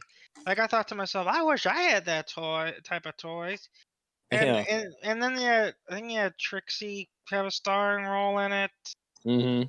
It's just like then it's like I liked that was a good special. And also from back to Toy Story 2, Combat Carl was cool. Yep, I and wonder. being voiced by the late legendary Carl Weathers. Yeah, it's like it's just honestly Toy Story of Terror felt more intense because it felt unlike the Time Forgot. Toy Story of Terror actually felt like it had a ticking clock because Jessie needs to get out of that box so that she can rescue her friends. Yep. And, but both specials were great, and honestly, they really fleshed out the world a little bit more. If only they actually got a series. But I don't think they need another movie, really. Yeah. Let's not go there. I mean, like I said, it's like before another Toy Story sequel, the Toy Story tunes and the two TV specials that were, of two holidays, Halloween and Christmas, they seemed acceptable. So Yeah, and trust me, we gotta dig that one when we come to it. Now I want to talk about a few one-off specials. Like I remember Jack Jack. One of the first Pixar shorts I saw was Jack Jack Attack with Corey, the babysitter. I yeah. just that was one. See, that was my sister's favorite part of the film. Like, Mhm. no, or was it my mother's? She liked that, and you get to see Corey suffer from Jack's eventually revealed powers, but not now. It's like, Yeah. That it takes place during the events of the first Incredibles film. yeah, and it's just like I feel so sad for Corey that she had to deal with all this, and honestly, it's just the fact that she was so desperate and she just handed the kid to Syndrome. Just kind of felt, poor Corey. And of course, she gets her mind erased by Yep, Dicker. by Rick Dicker. Yeah, I wish I could forget the whole thing. You will, kid. You yeah. will. I just I just thought that was funny. I remember my sister laughing at the sentence, like, "I think your son has special needs." Yeah, it's funny. So I probably wouldn't make that joke now, but 2004. All right. Now Any other shorts from various film? Like, I'm not talking about the actual shorts. I'm talking about shorts involving films that we talked about. Well, this popped in my head. Mater and the Ghostlight. Oh yes, that was the short that came with the film. Yep. I also remember this Monsters University short. I think I only saw it once. I think it was called Party Central. That's But right, Party Central. yeah, that was a interesting one. Like basically, they stole a bunch of things. Now the parents are scared. They Yeah. want to. Yeah, I was like, It was screened. Party Central was screened with one of the Muppet films. Because here's the thing: two Pixar short films were screened with the two Muppet films that came out in the early 2010s. The Toy Story Toons short, Small Fry, with the 2011 Muppet film, and Monsters University, Party Central, with Muppets Most Wanted. And quick fun fact: because when me and my dad went to go see Muppets Most Wanted, when we walked in, we had just we had gotten in and the short was over. Party Central was over. We missed the short film, and I didn't get to see Party Central until thanks to Disney Plus. That's when I watched it. that's actually where I saw it too.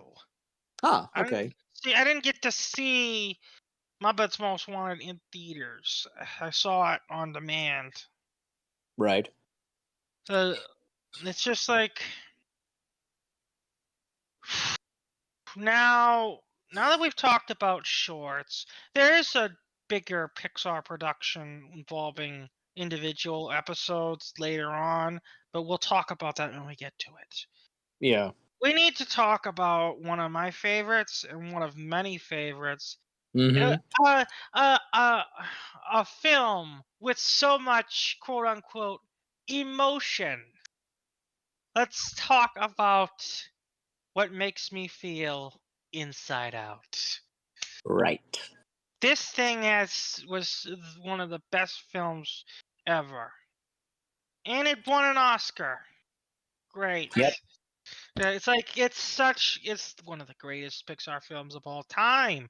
Like, And this is the film that brought the Pixar audience back. and Pete Docter doing this film, so yeah, that definitely shows.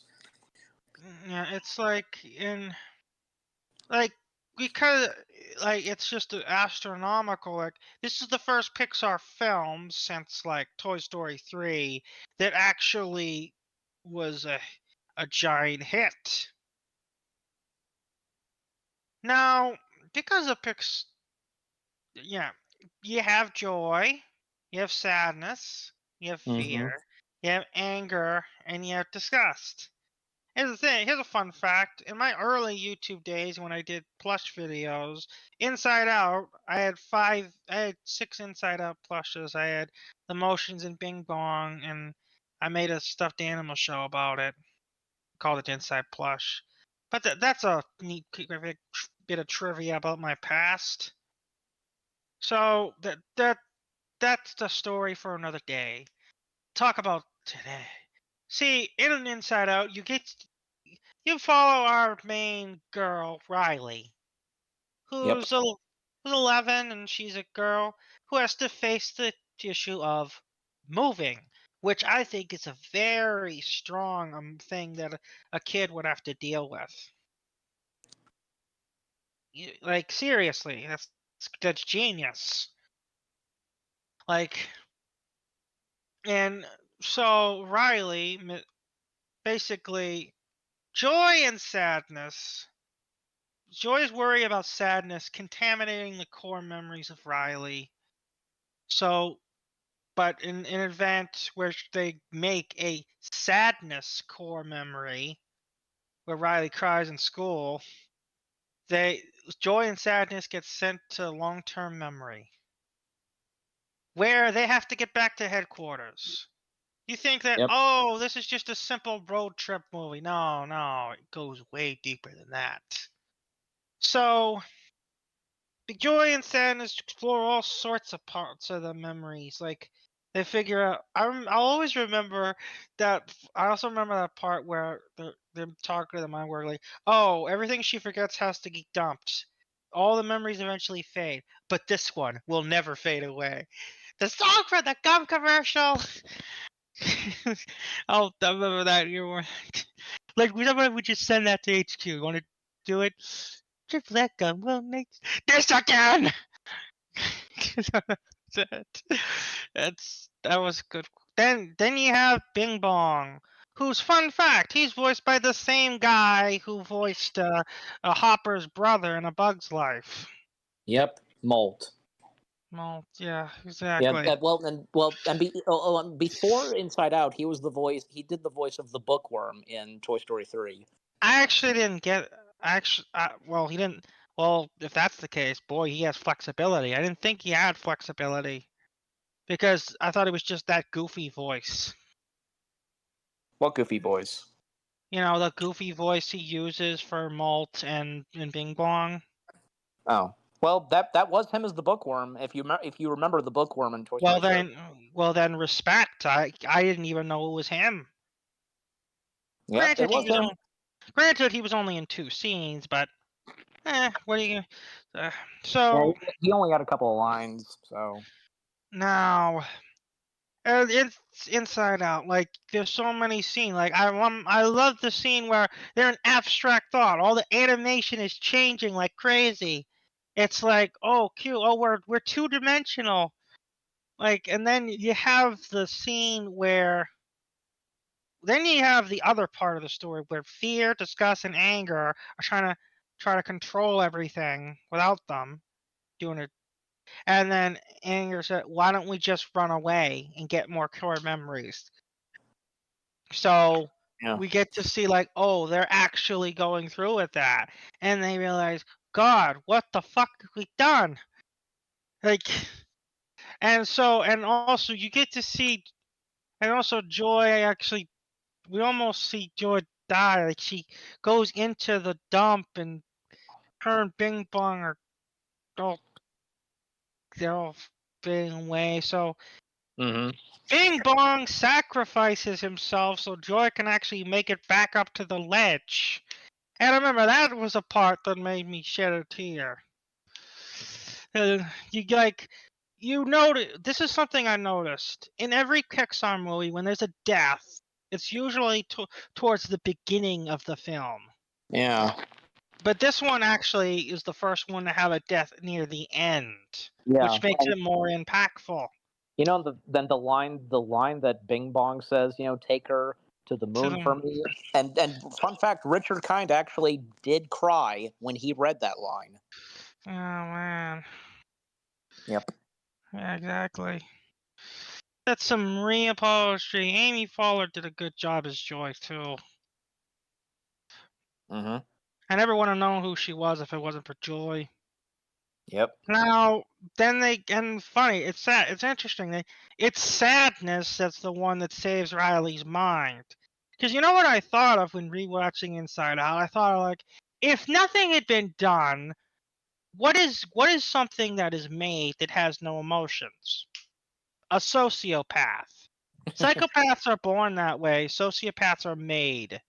So if the dark thought of Riley becoming a sociopath, running away from her family, feeling nothing, is just ugh.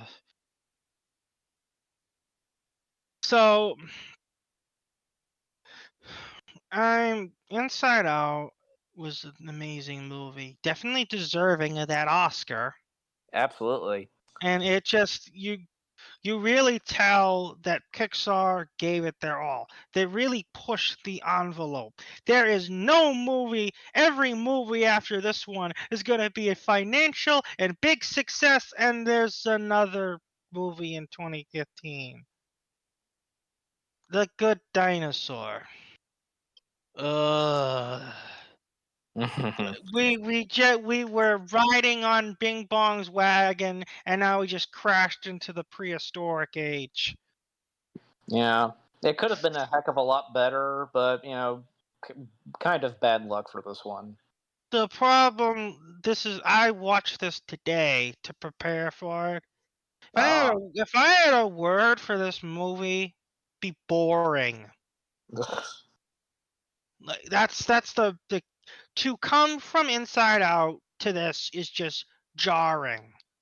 And apparently, Pixar lost a ton of money making this. And they never financially recovered from. They never financially recovered from The Good Dinosaur. Because it was on the same budget as Inside Out, 175 million, yet A Good Dinosaur only made 336 million, as opposed to the 858 million that Inside Out made. Yeah. Now, to put that in comparison, Cars 2 made 561 million. So Cars 2 whipped The Good Dinosaur's green-tailed ass. Yeah. It follows a dinosaur with a nervous dinosaur kid named Arlo with his family, and he could never. Arlo's just a fucking fraidy cat.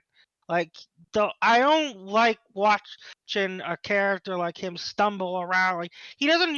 And here's the thing: most fraidy cat movies, they get their fraidiness over with, like, I don't know, like a third into the movie. It takes Arlo like all the way to like towards the end of the movie to finally sing the words, "I'm not afraid."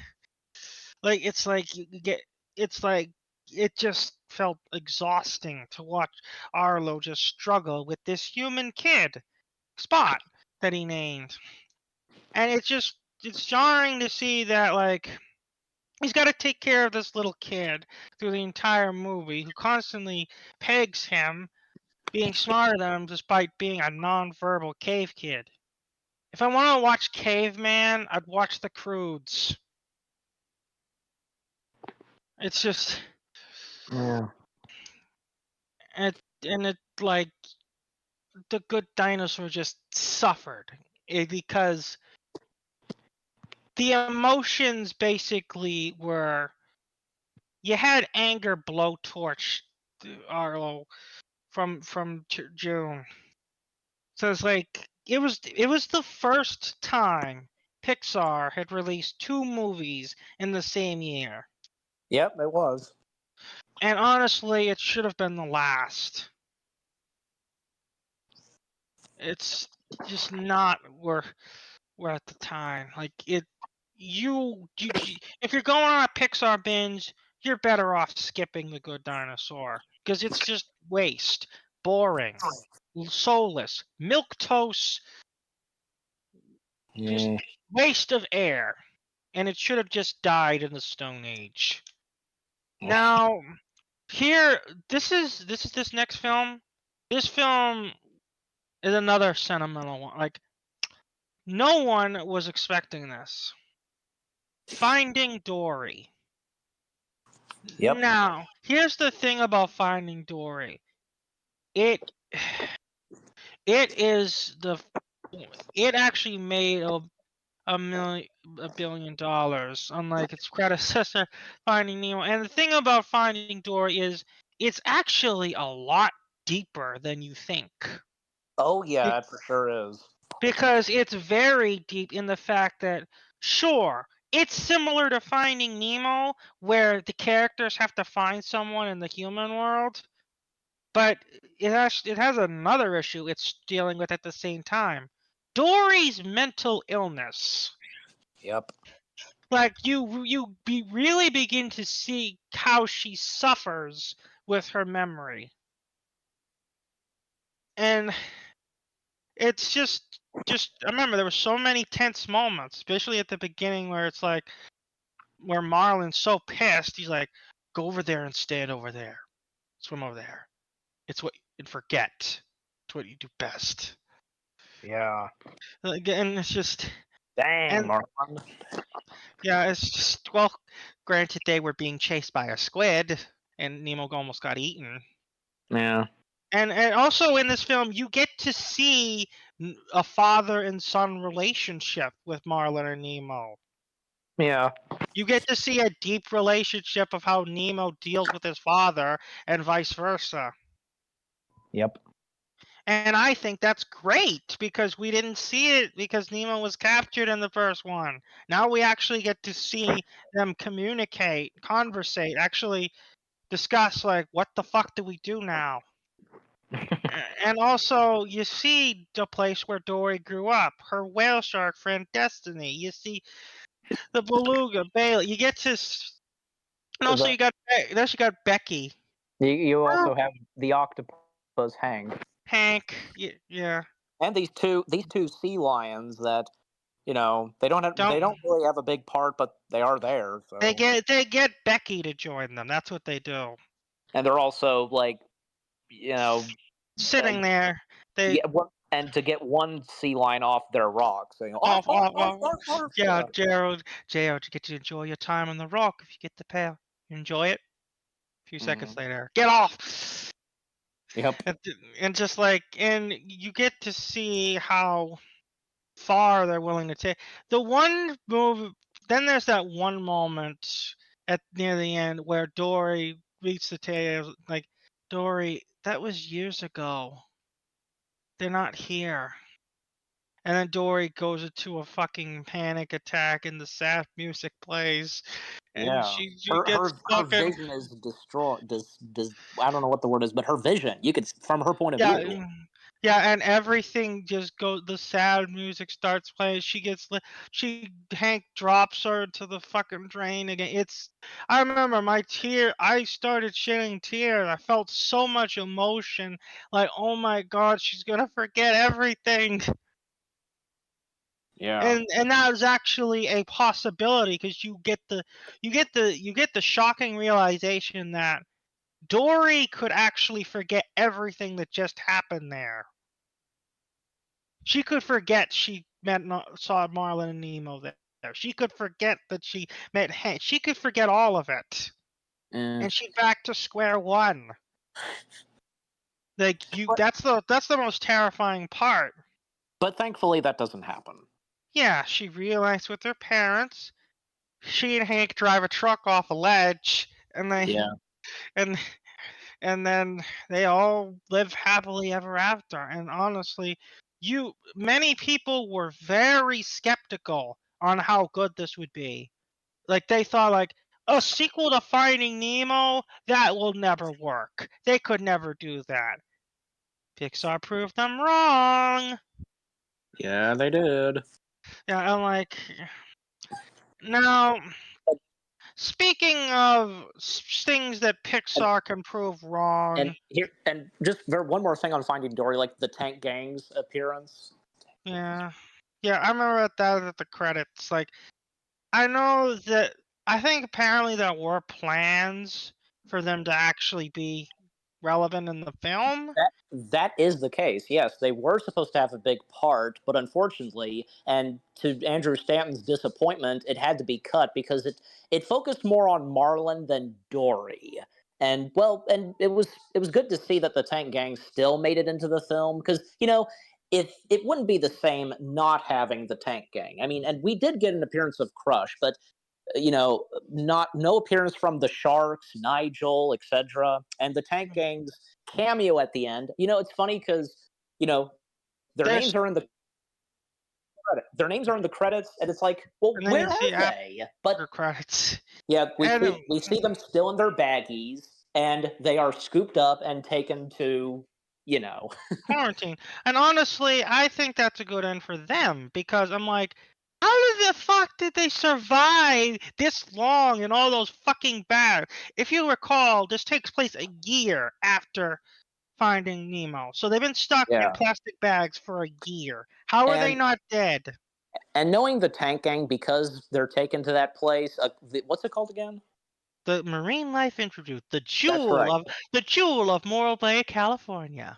That's right. They're taken there, and hey, knowing the Tank Gang clearly, because they got out of their baggies, and probably what they did next is they escaped that. They escaped and they made it back into the ocean.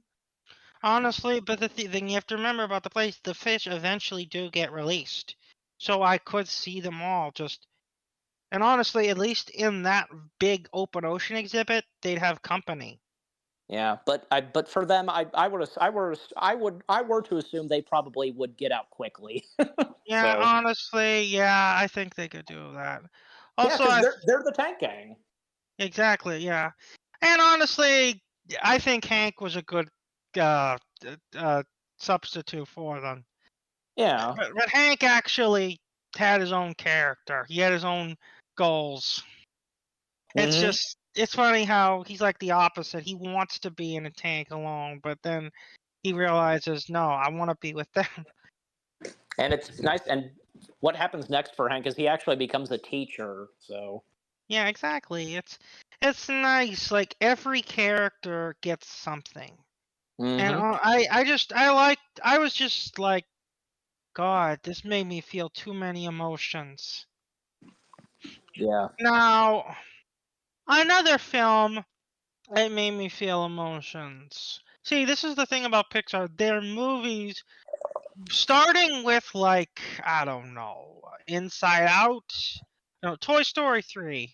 Starting with Toy Story 3, Pixar, no, even farther back, Up. Starting with Up, Pixar always was good at tugging at those emotions, making you feel, Yeah. even for the most mundane characters. Except for the Good Dinosaur. That was the only exception. Did nothing. Now, Mm. let's talk about Cars 3. Yep. Now, the final Cars film, like, and many people just skip Cars 2 and go straight to 3. For good, Yeah. for good reason. Yes, for a It good uh, reason. it feels like what Cars 2 should have been. Yeah. But honestly, for Cars 3, I thought it was an amazing movie. Like, the problem was it didn't gross well.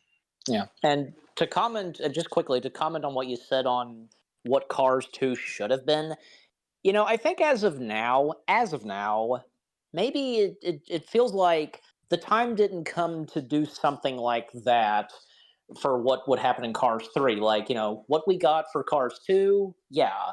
But See, the time did come when Cars 3 happened, and to continue the story where it was in the first film with Lightning McQueen and his mm, relationship with Doc Hudson, etc. yeah, here's the thing. The only two things that kind of stuck from Cars 2 was the fact is, one, Doc Hudson is dead, and two, Mater goes to all his races now. Yeah.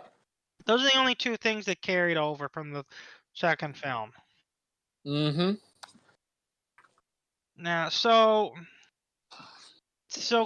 Cars 3, you got this new high-tech car, Jackson Storm, taking on the race and taking Lightning's buzz, and every one of Lightning's temporary pals, they're all gone, replaced with cars just like Jackson. They're retiring, so Yeah, some of them were replaced. Some of them were replaced.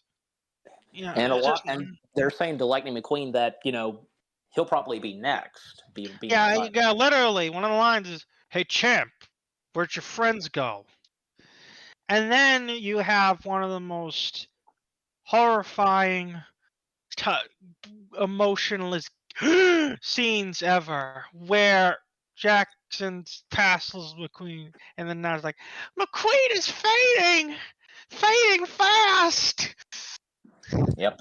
And then McQueen fucking crashes. And the fact that it was already revealed when the teaser happened. Honestly, it still didn't make the difference. It still was good. I didn't give a shit. Like, it still was impactful, regardless. It's McQueen took a huge crash for sure. it's like you like with McQueen. It was astronomical. Like, and then so McQueen, Rusty's gets sold to this billionaire Sterling. Yep. So Sterling wants to train McQueen, so he puts his top trainer on her, Cruz Ramirez. Yes. Isn't it? Yes. Isn't it? Is it Romero or what you said? Cruz Ramirez, that's her name. Okay. So basically, Cruz is this lovely woman who's hyped and full of energy and wants to train McQueen. So what does he do? He puts him in old man training. Reaching you in slowly. Good meeting for your lunch. And then when McQueen destroys the simulator. You have crashed. You have crashed. Mr. McQueen, I have crashed. And then all of us then so he makes a deal with Sterling. Like Sterling wants to retire McQueen.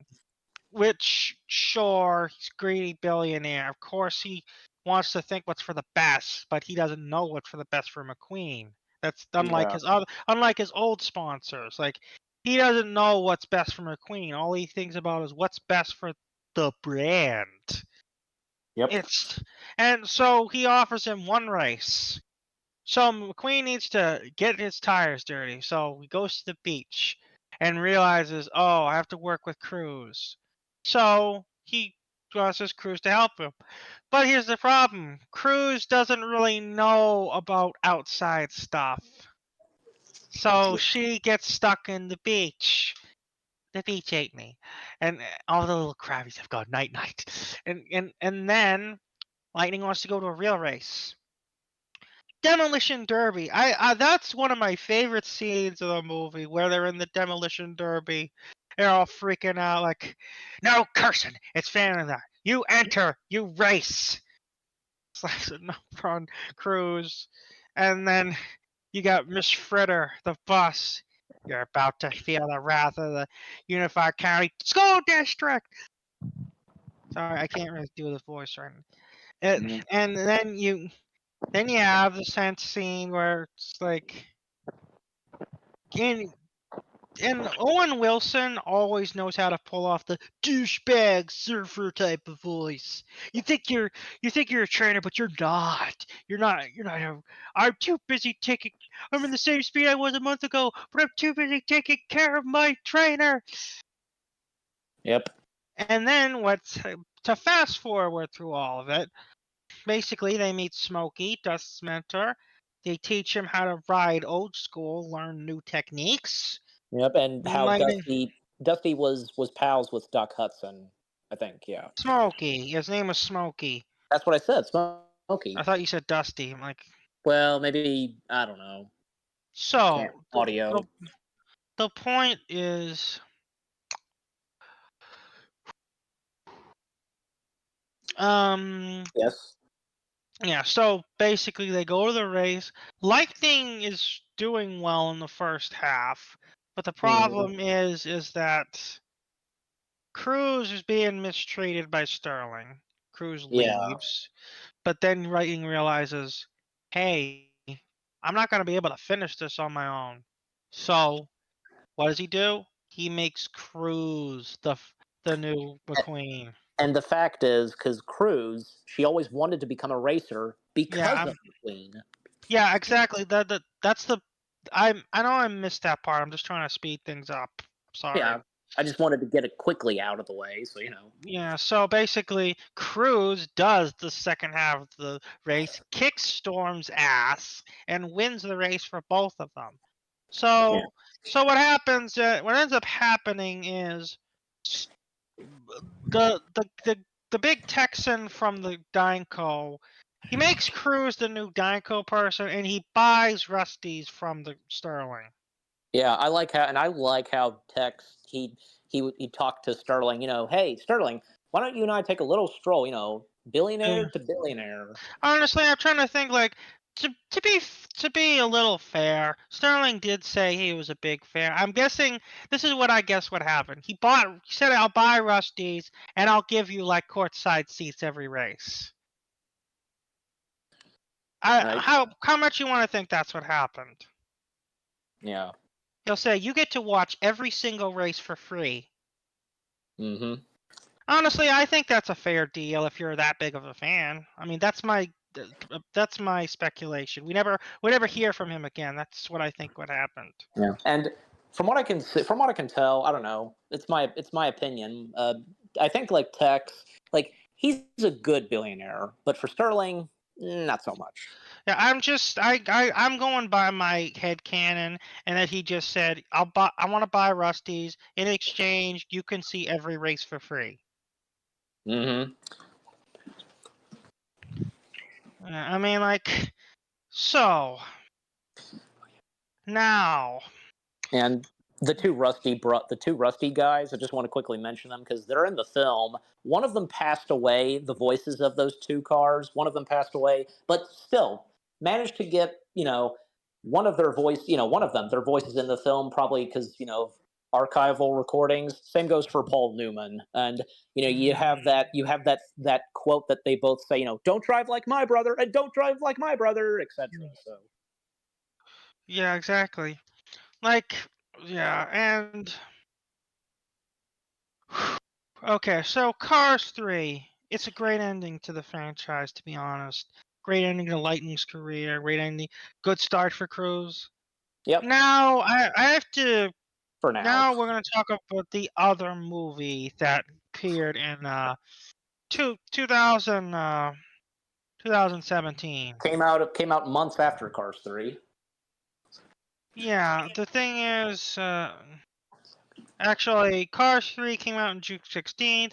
Coco came out in November 22nd. Yeah, November. Okay, so Coco. This movie is amazing. Like the visual stuff, the representation of the Day of the Dead, the colors, the characters, the fucking emotional status Yep. is just like you can't, like, Pixar made up for the people who didn't want Cars 3. Like, there were people who didn't want it, but I saw Coco, and honestly, I think that's the first time I actually cried in the theaters. Like Ah. that ending scene where the kid Yep. has to sing "Remember Me" to his grandmother to save the people in the afterlife. Like that made, I remember kids were crying, I was crying, and honestly I still cry when I see it. And honestly that's why I don't really watch Coco, because it makes me cry so much. Makes me Right.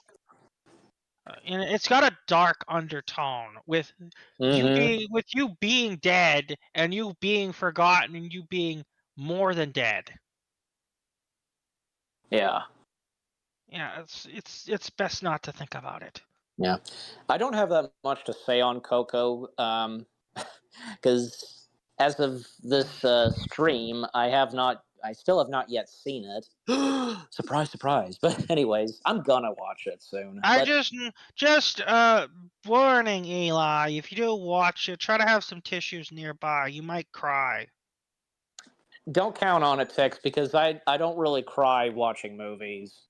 Some, Not yeah. everybody would. I'm just saying, if you do, Yeah, but the only the few things I have to say about Coco, well, I can't deny it, and I know that it's a Pixar masterpiece. And Lee Unkrich, who fresh off of doing Toy Story 3, he would do this, and yeah, it definitely shows. And yeah, some dark stuff to it, as you said, Tix, and as a surprise villain that this movie has.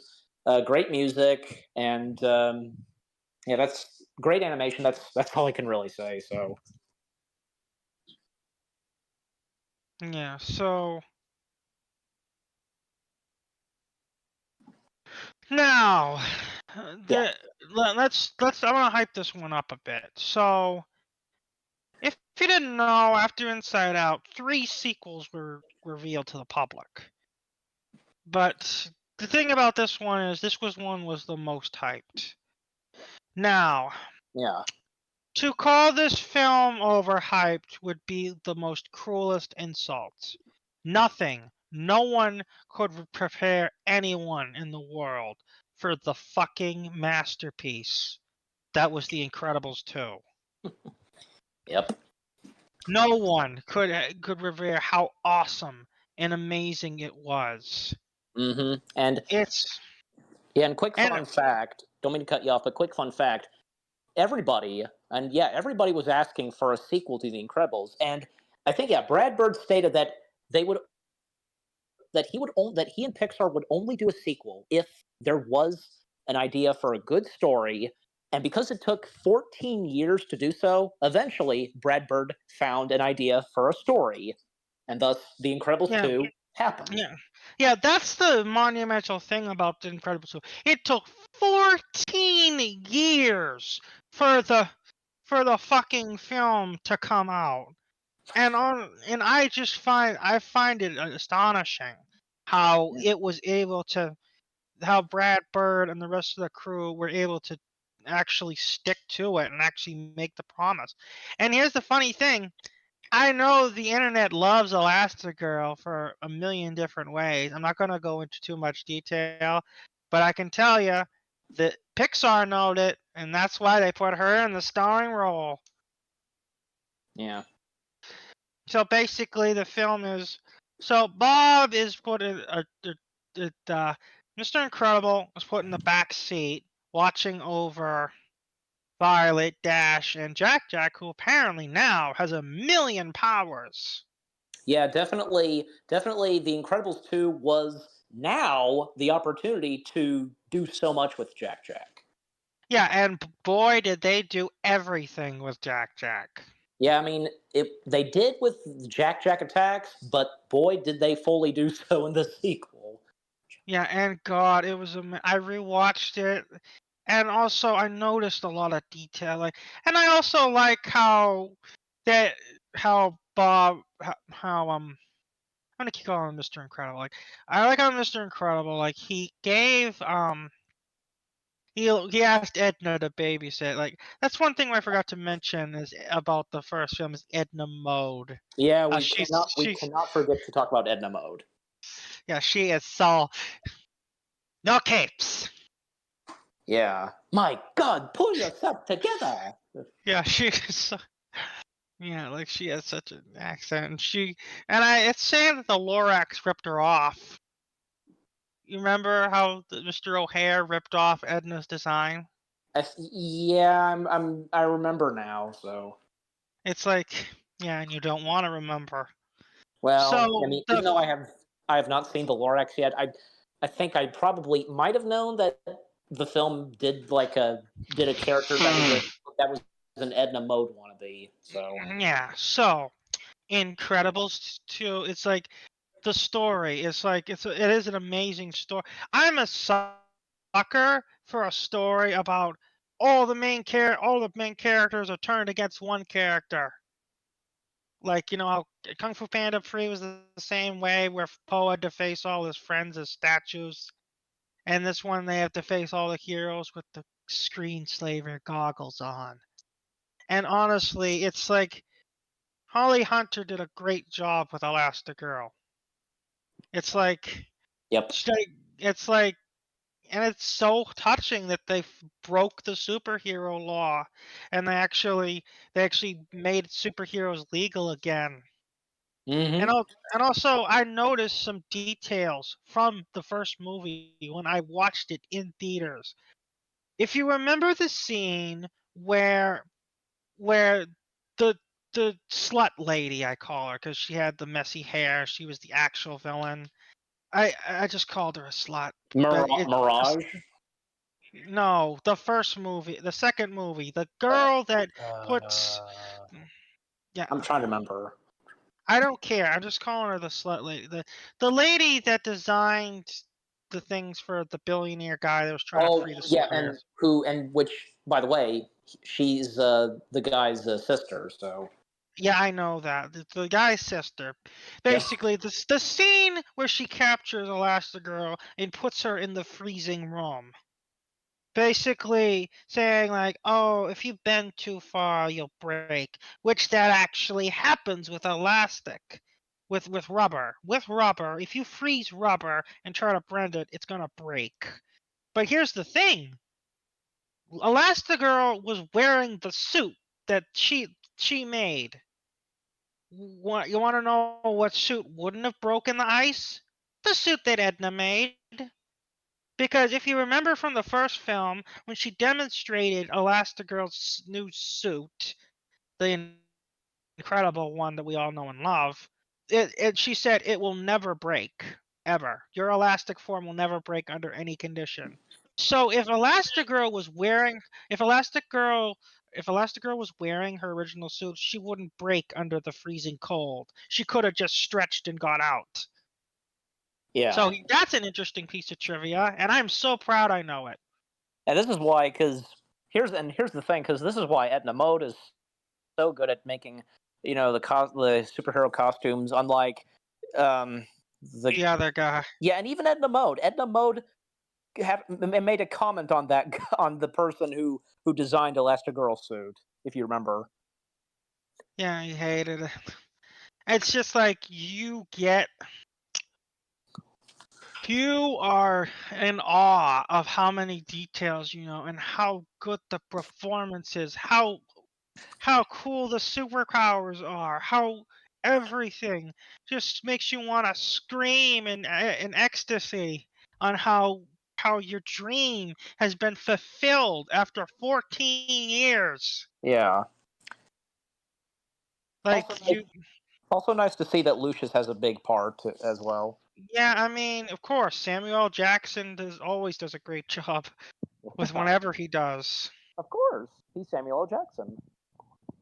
Yeah, I think like that. I remember at the beginning of the film, they had the three main actors, Craig, Holly, and Samuel, talk about, "Oh, we've been waiting 14 years to do this. I hope you enjoy the film." Yes, that was in the theater. Yeah, like they all was waiting too. Yeah. I also want to mention this because it's kind of an important detail when you think about it. Because it seemed like Winston, who wanted to help make superheroes, be illegal, be legal. It seemed like that maybe he could be the bad guy, but surprisingly, it's his sister. So, and honestly, the way the sister looks, she looks ridiculous. Like she has messy hair. She looks like a slut, a stripper. To be honest, that's what I thought when watching. I was giggling inside of my head, thinking like, why does she look so like a skank? Well, that's you, Tix, but I never saw her as that. So it's just so. I just say like when I see that type of messy hair in a woman, I think that the now. Okay, this is a great movie, but you noticed if you rewind in this podcast in the future, you'll notice we tiptoed around a certain film, and unfortunately, now we have to talk about it. Toy Story 4. We're talking about Toy Story 4. This film, here's the kicker about this film. When I first saw this film in the theater, I actually liked it. I actually thought it was a good film. But then when it came out on Disney Plus, I watched it a few more times. And the more I watched it, the more flaws I saw. And the more flaws I saw, the more I began to hate it. My opinion took a completely 180 on this film. Yeah. Like, it's just because here's the thing. It's simple. This is the film no one asked for. No one. No one asked for. You know why they made it? To make money. The thing. Well, I also heard that John Lasseter said that, if they wanted to do a Toy Story 4, then, it was up to Pixar if they wanted to do it, but at some point they couldn't stop thinking of this idea for a story, for a fourth Toy Story film. They couldn't stop talking about it, and John Lasseter continued saying that they knew that they had to make it. So there's an issue. There's a million issues with this film. In fact, some numbnod actually made a 6-hour documentary of how he hated everything about Toy Story 4. I actually watched all of it, and I was actually I was pissed, of course, but I'm like, it was like, think Mr. Enter, think if Mr. Enter took enough steroids to kill a giant elephant.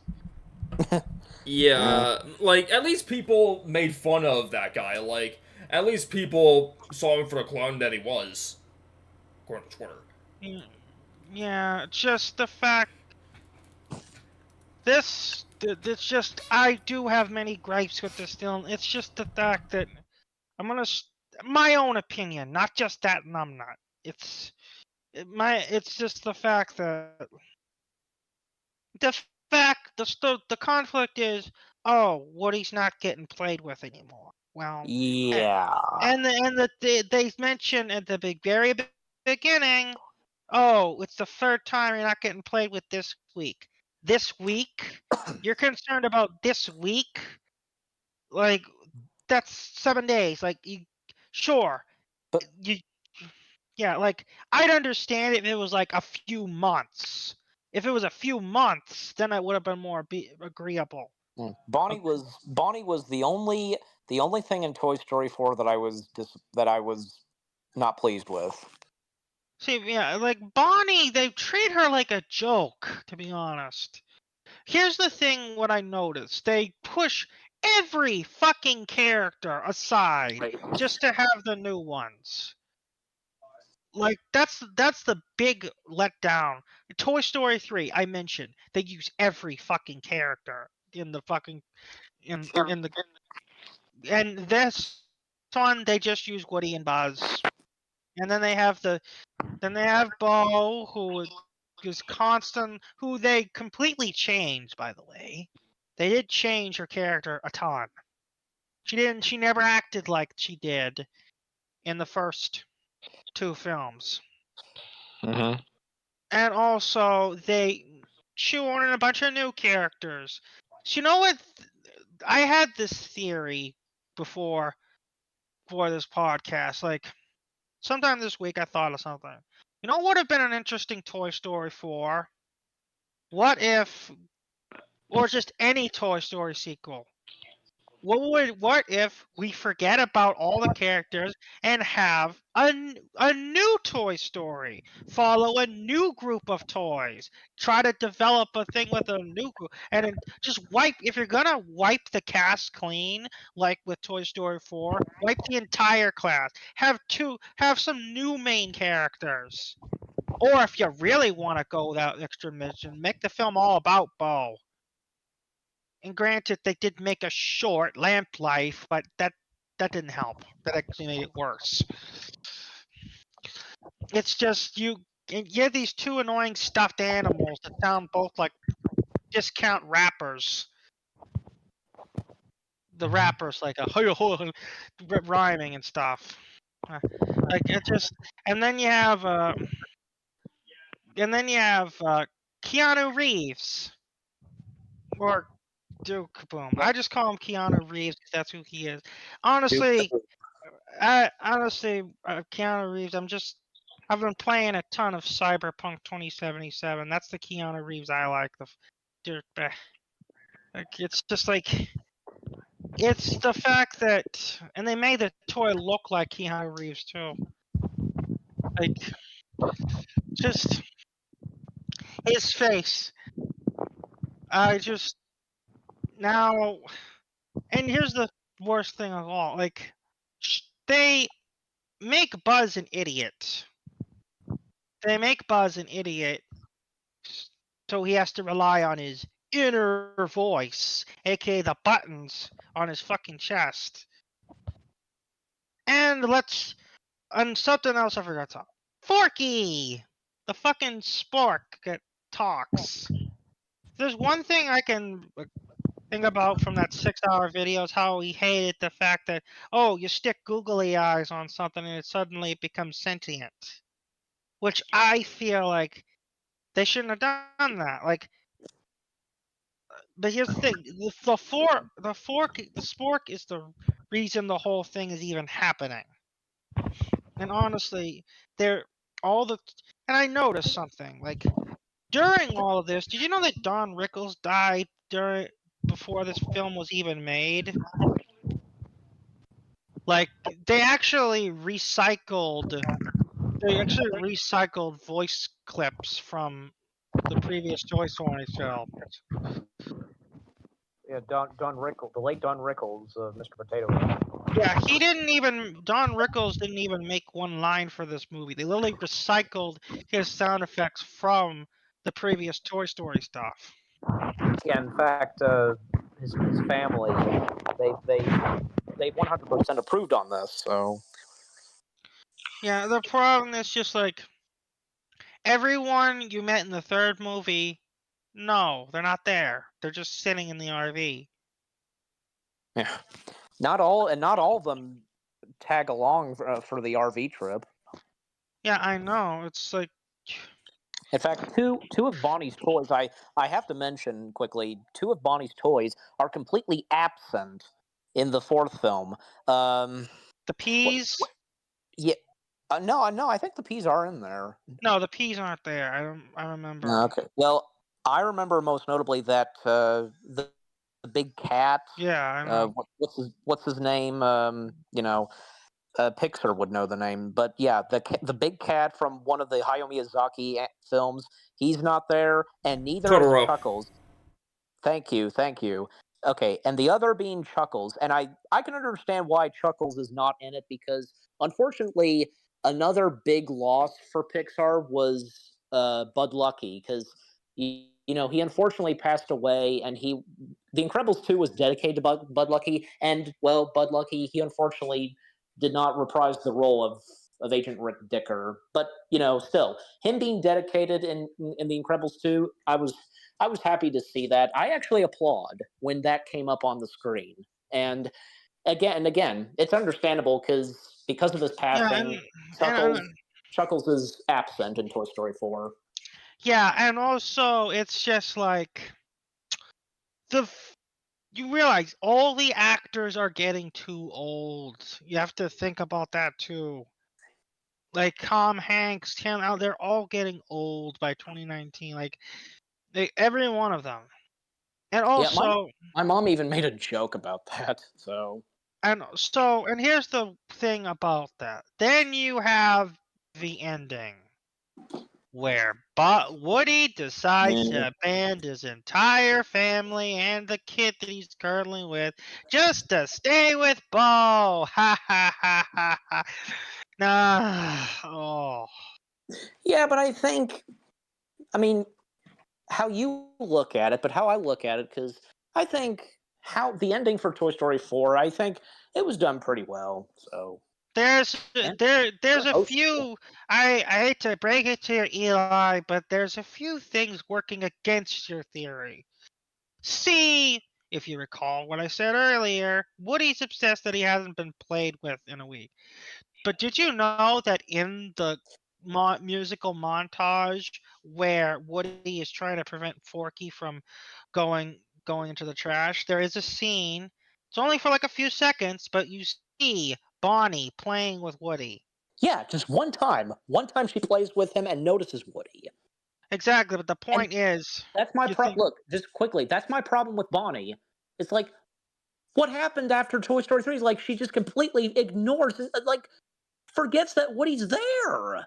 The point is he was playing with him at all. And you know what that means? It means that because Bonnie played with him, granted it was only once, but Bonnie acknowledges Woody exists. So what's going to happen?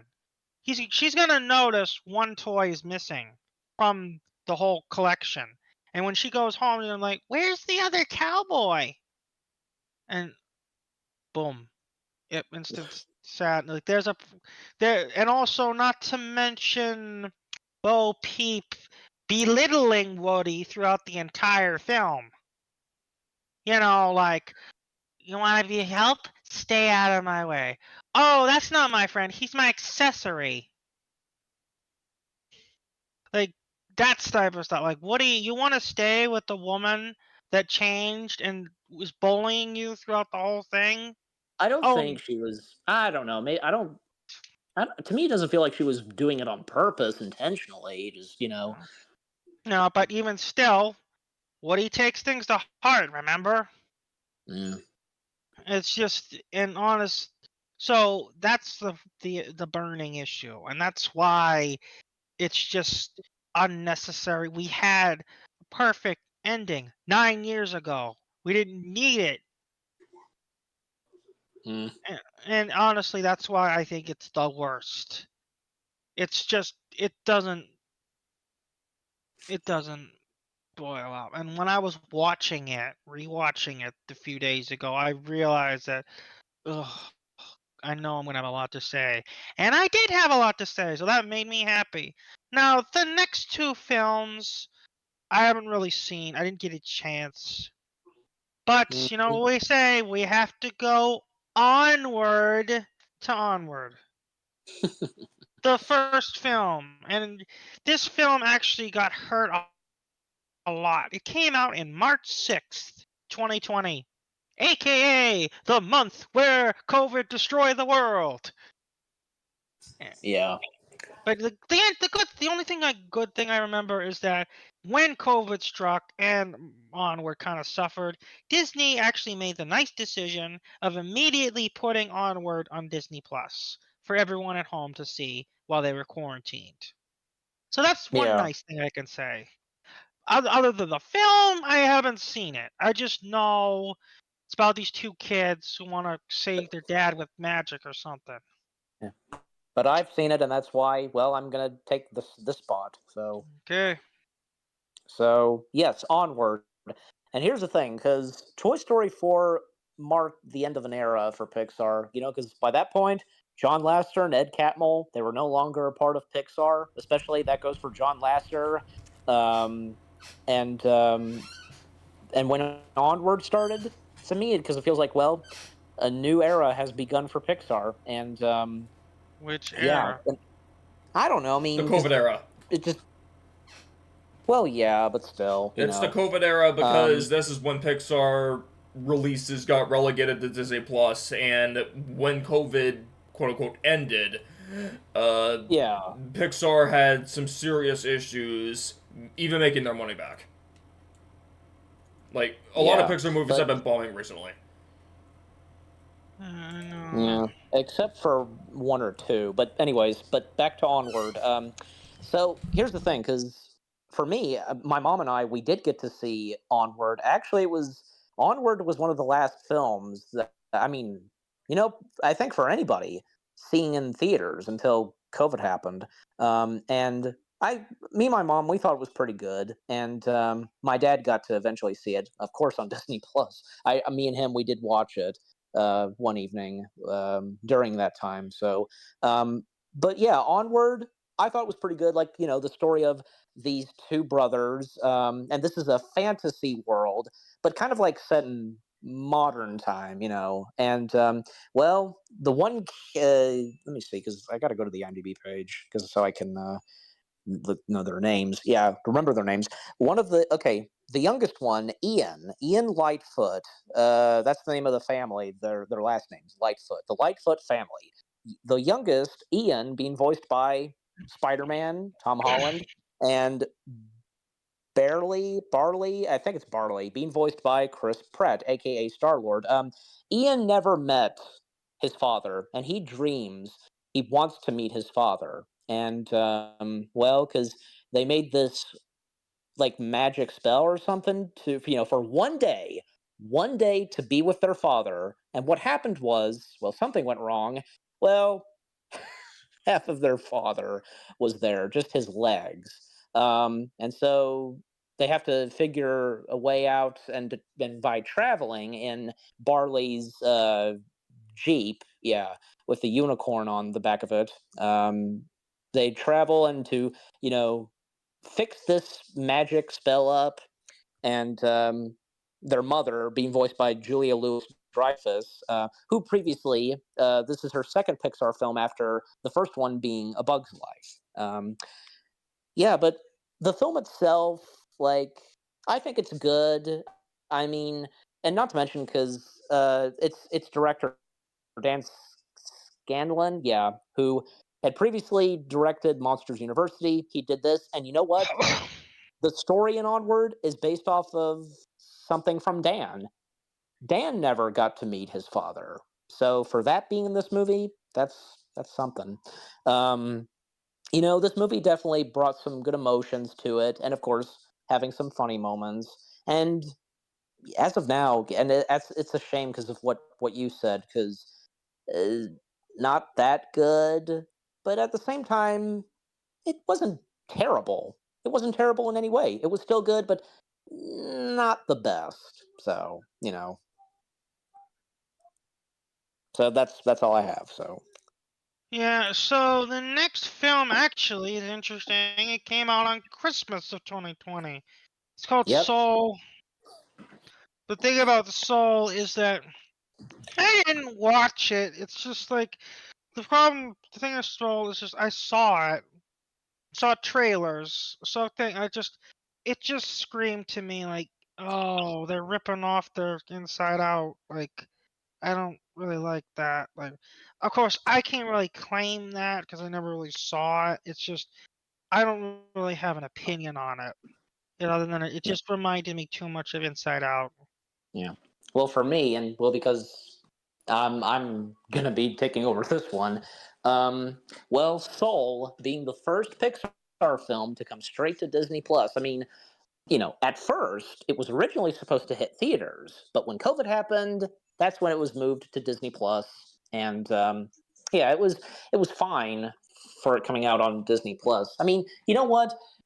Even as of now, DreamWorks had a couple of their films go straight to streaming. So the second Trolls film coming to streaming, that's one of them. But for Soul, because yeah, for me, I thought this was pretty good. I remember, yeah, my mom and we got to watch this. I think literally because when it came out, I think we watched it. Yeah, well, because it came out literally on Christmas Day. That's when we watched it. And yeah, it has a good story to it, and once again, Pete Docter directing this, and also because by that point, Pete Docter became like the new boss and taking John Lasseter's place running Pixar. But and even with him taking that position, he still directed Soul, and kind of just like what happened with John Lasseter, because he was the big guy doing so much, from Disney, Pixar, and he still directed Cars 2. So there's an example. But the film itself, like with the story of Soul, it's good, and the fact that the main character, Joe, being voiced by Jamie Foxx, because he accidentally dies, and throughout the film, because him hanging out with this soul named 22, being voiced by Tina Fey, this journey and how at one point they're back in the real world, and yeah, because if I remember, yeah, it has been a little while since I've seen the film, but I do remember that Joe, I think, yeah, he got in the cat body, and I think for Joe's body, it might have been 22. I guess I don't know. I think it was also here's some the the fact that Graham Norton is in a Pixar film. Well, he's Graham Norton. He's good. He's good at what he does, and yeah, he did a pretty good job voicing Moonwind. Yeah, Moonwind in the film. Hey, look what I put. What did you put? Something about... Look, Lasseter, Doctor, Stanton, and Bird are the horsemen of Pixar. Surprise that Doctor is the last horseman with an extensive role in the company. Yeah. What about Andrew Stanton? Isn't he still part of Pixar? I believe he is, but, like, he doesn't really do much, I believe. Like, he hasn't Yeah. directed anything besides Finding Dory, I think. Yeah, and honestly, I think that's the last thing he directed, to be honest. And honestly, what a way that we already talked about how awesome that movie is, but what a way to, if that was his final director position, what a way to go out. Damn. Yeah, that's true. I mean, even though he's still part of Pixar, like, who knows what Andrew Stanton's going to do, like, if he's going to direct another film. Even Lee Unkrich, I think he was one of the Horsemen too, kind of, but he stepped down from Pixar because to be with family. Oh. Maybe soon he'll come back to Pixar. We'll have to wait and see. But Yeah. to finish up Onward, not Onward, Soul. The film itself is pretty good, and I tell you, the animation of that was pretty good because it was it's like every Pixar film is a challenge, and the challenge for Soul, well, because to animate the feel and movement of Joe playing a piano, and they of course nailed it. And because 22, we don't know what happens with 22. I guess for that, it's just for us audiences to take a guess. And there was a short film that came from Soul that made its way to Disney Plus. But in closing, Soul, it was a good Pixar film, and for it being the first Pixar film to come straight to streaming on Disney Plus, it did its job, and so on. Now, before we talk about the next film, I want to talk about two things that happened on Disney Plus: Yes. Monsters at Work and Cars on the Road. The Yeah, two, the those two, two. yeah. So, because Pixar was shoved to Disney Plus, Disney wanted something new, something they never done before. And what's something they never done before? Not counting Buzz Lightyear Star Command. Mm. Make their own cartoon. So what do? They make one on Monsters Inc., the perfect setting for a cartoon. This takes place immediately after the first movie. Well, here's the thing: if you don't in case you did or did not realize, because Monster Season 1 of Monsters at Work takes place technically still during the first film, because the ending to Season 1, it takes the last scenes of the last episode of Season 1 takes place during the ending of Monsters Inc. with Yeah, so it just shows that some time has passed. exactly, yeah, and right before Sully got to see Boo again. Yeah, another thing is just like, yeah, like you actually flesh out the world in a massive way. And honestly, I kind of like the characters here. Like, I like Tyler Tuskman. He's actually a nice guy. He's just Mhm. little, and of course, he gets developed over those 10 episodes. Mhm. Like, that's why they made it a series instead of a movie, because they wanted to develop the characters. So he got a nice development arc throughout those 10 episodes of becoming a mifter. Mhm. And also we get to see a lot of things. Then you got his friend who looks like Art. She's nice. Well, she's the God. same type of monster as Art. Yeah, and then you got the guy who's voiced by the boss, the Miffed boss, who's voiced by Henry Winkler. And Fritz, yeah, Fritz. He's funny. Yeah, because it's Henry Winkler. Of course he's gonna be funny, yeah. Like, and then you have the boss, the creepy guy who thinks that Tyler's gonna take his place as the boss, Duncan. Like, he reminds me, he gives off serious Randall energy. Yeah, but at least Duncan is not really like Randall, because we know what Randall ends up, what Yeah, he ends up being like. yeah, I know that, but he does give off that sort of humorous, sinister vibe, like he did. Yeah, and just from day one, when Tyler stepped foot in Off. Monsters Incorporated, Duncan just gave him a hard time. Yeah, and that's sort of the thing with him. He just gave him a hard time the whole time. Yeah. It's just, it's just like, and then you get to see Mike and Sully having to transition everything and the struggles they had to do when taking over the company. Yeah. Yeah, that's the real beef right there. Like, it's astonishing that after all these years you actually get to see, like, oh, it wasn't like a snap like they did at the end of the film. It actually took some time. Believe it or see, that's what made me invested in this series. Also, Mhm. we get to see the abominable snowman come back. Yeah, and we get more of some of those characters from Monsters Inc. From Celia May, Mike's girlfriend, Miss Flint, Monster Bile, and Fungus, and so on. Yeah, yeah, exactly. Like, and they got the actual voice actors. Yeah, yeah, And from Jennifer Tilly, Bonnie Hunt, John Ratzenberger, and except for Fungus, Frank Oz didn't come back to voice Fungus. we got Billy Crystal and John Goodman agreeing to do it. It's not all often that that actors will agree to do something like that.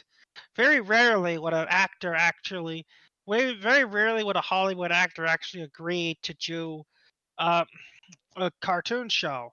That's why with Kung Fu Panda: Edge of Awesomeness, how awesome it was. They couldn't get every voice actor. The only voice actors they got for that show were James Huang, Mr. Peng, and Lucy Liu, Viper. But Correct.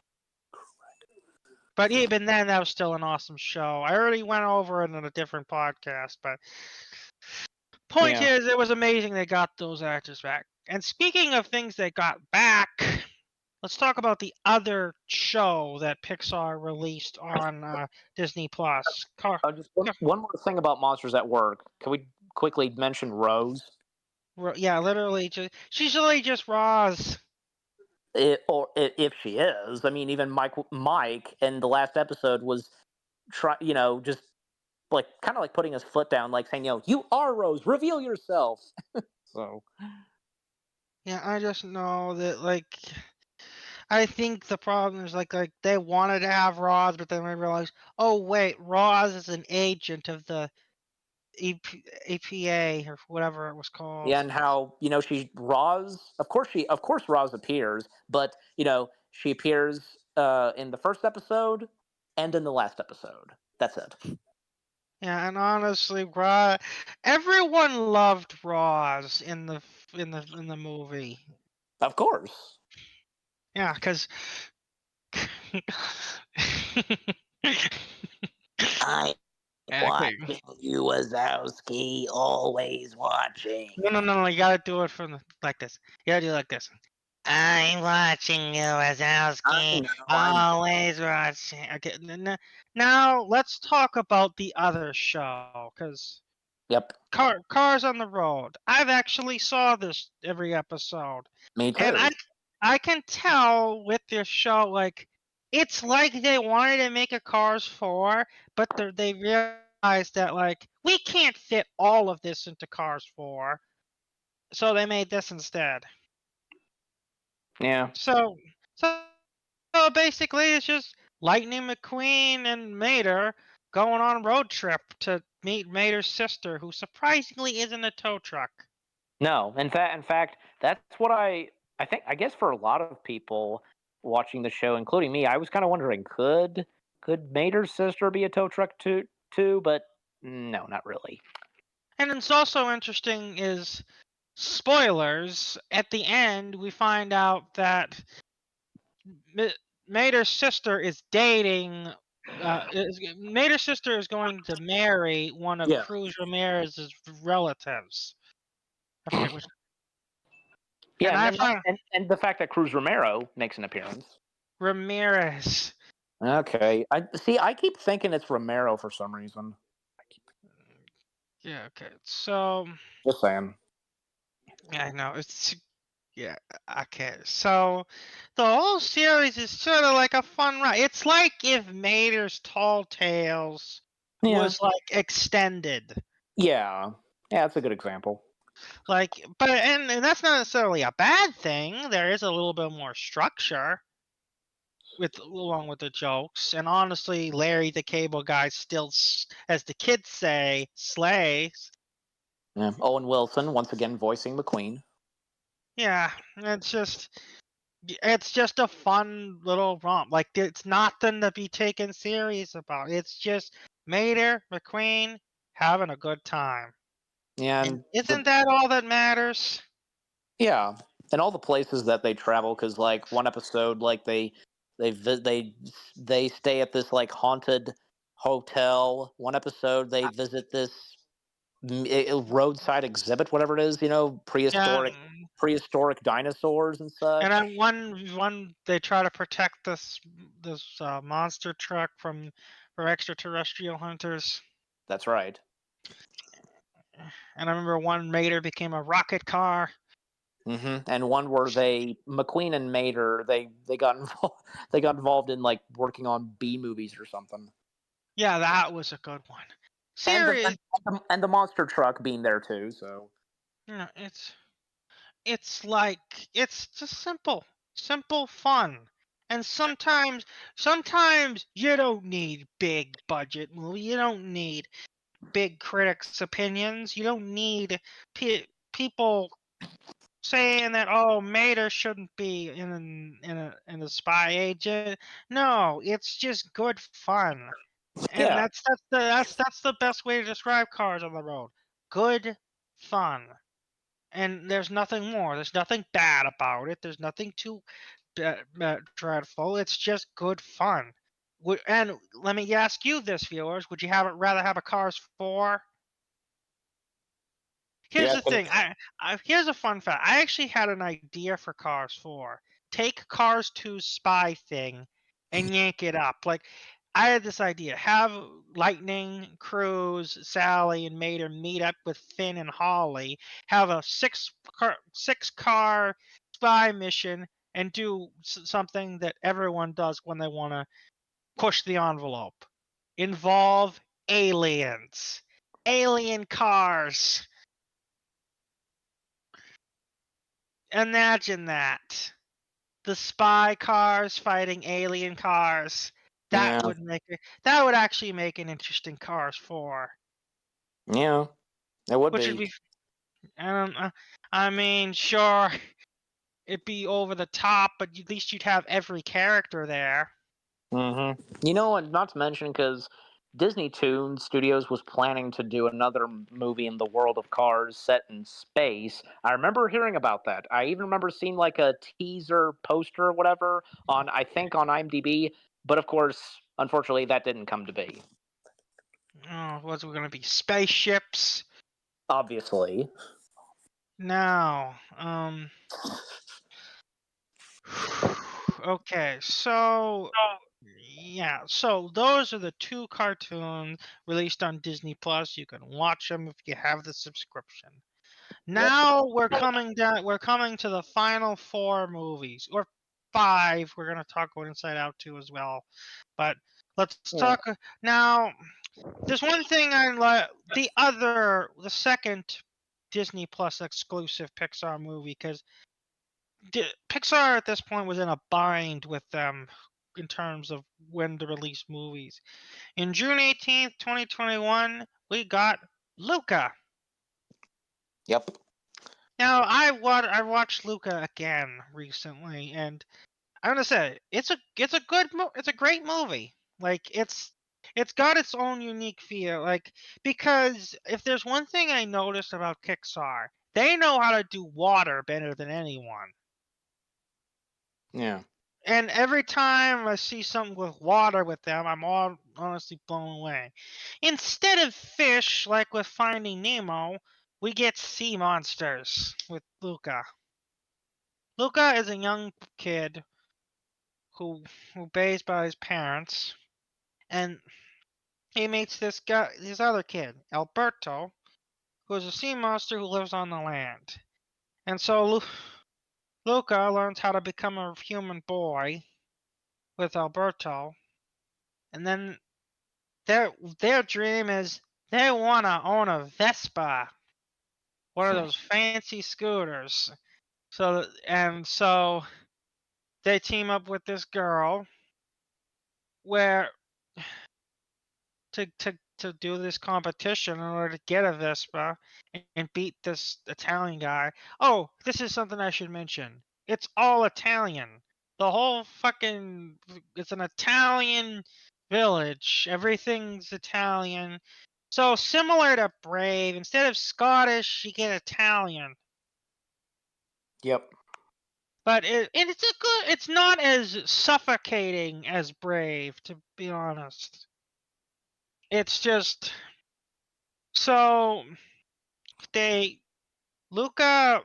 girl teaches Luca how to a little bit more about human stuff, and Luca is like, she said, I learned about this stuff in school, so Luca wants to do something different. Instead of just winning for the Vespa, he wants to go with the girl to her human town and stuff.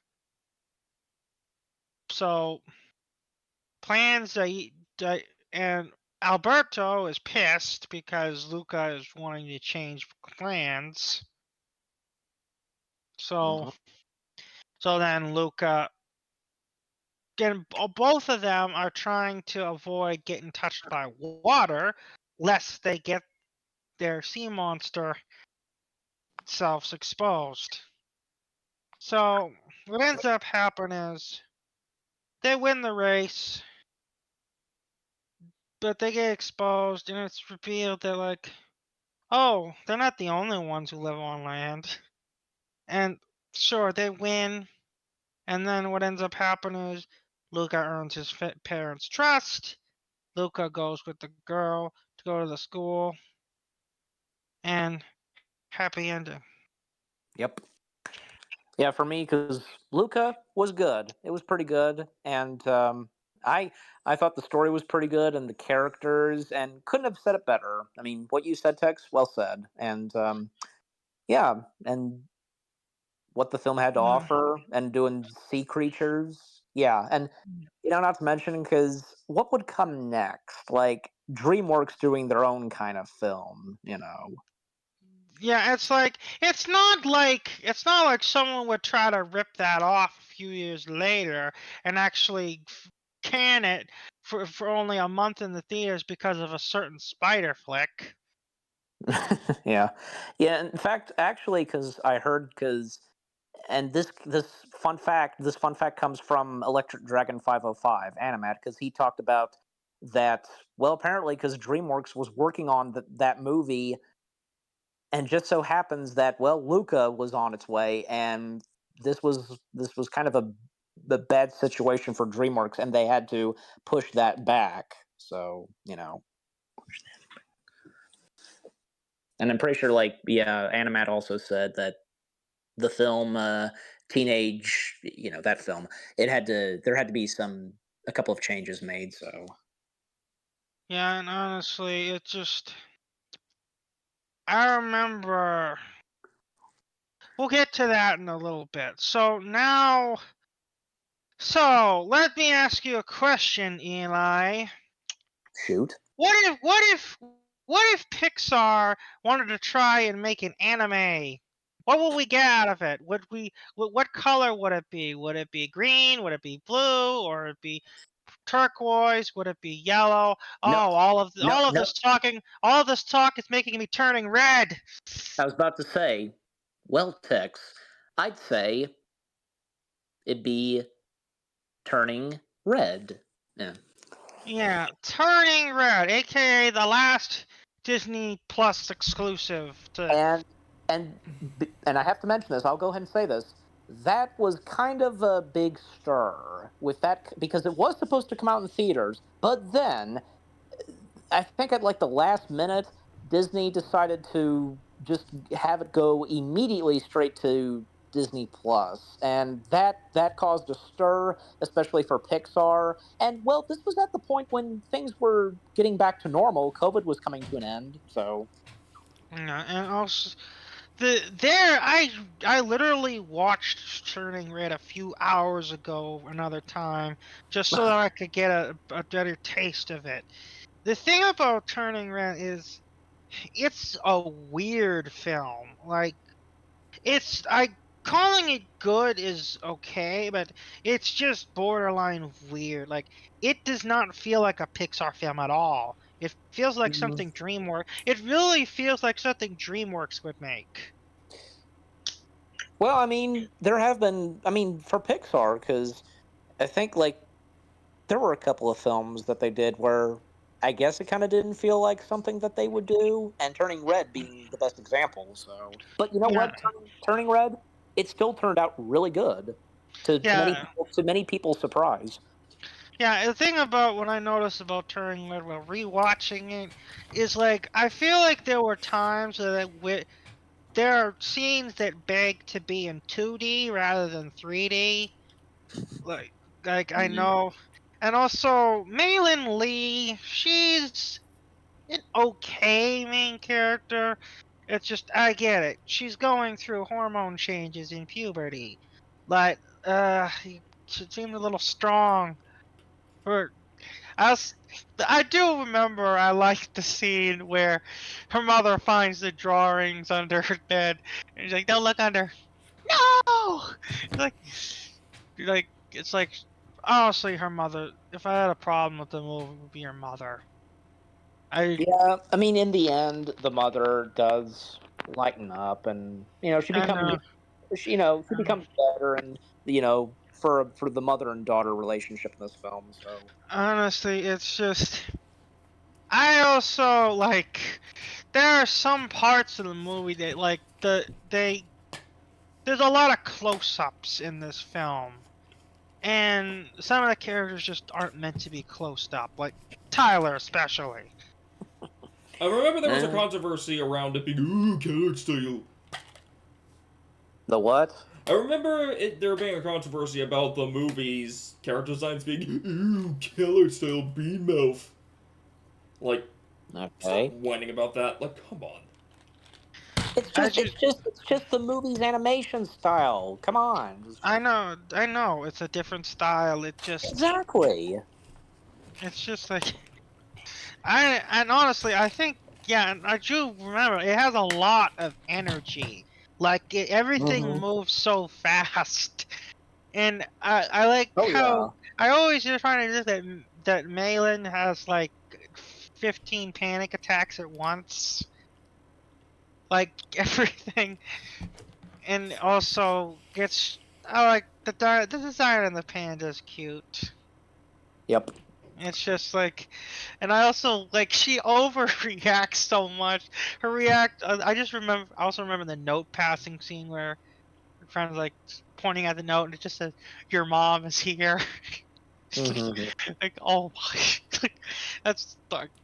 And there's just and also it's just the weird thing about like it's for the first part of the film treats it like she's having a period, and never in my life would I think I'd hear of an animated movie about a girl having a period.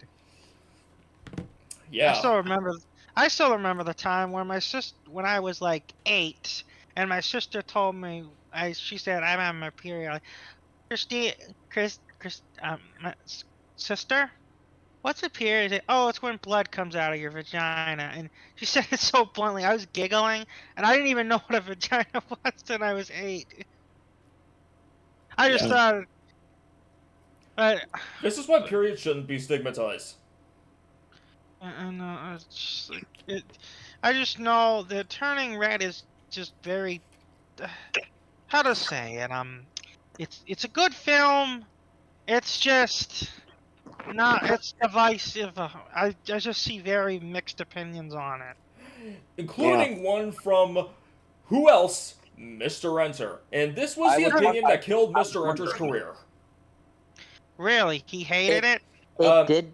he had a mixed opinion on it, but his infamous 9/11 comment where he was pissed off Yes. that turning red did not mention 9/11, that was the moment that killed Mr. Enter's career.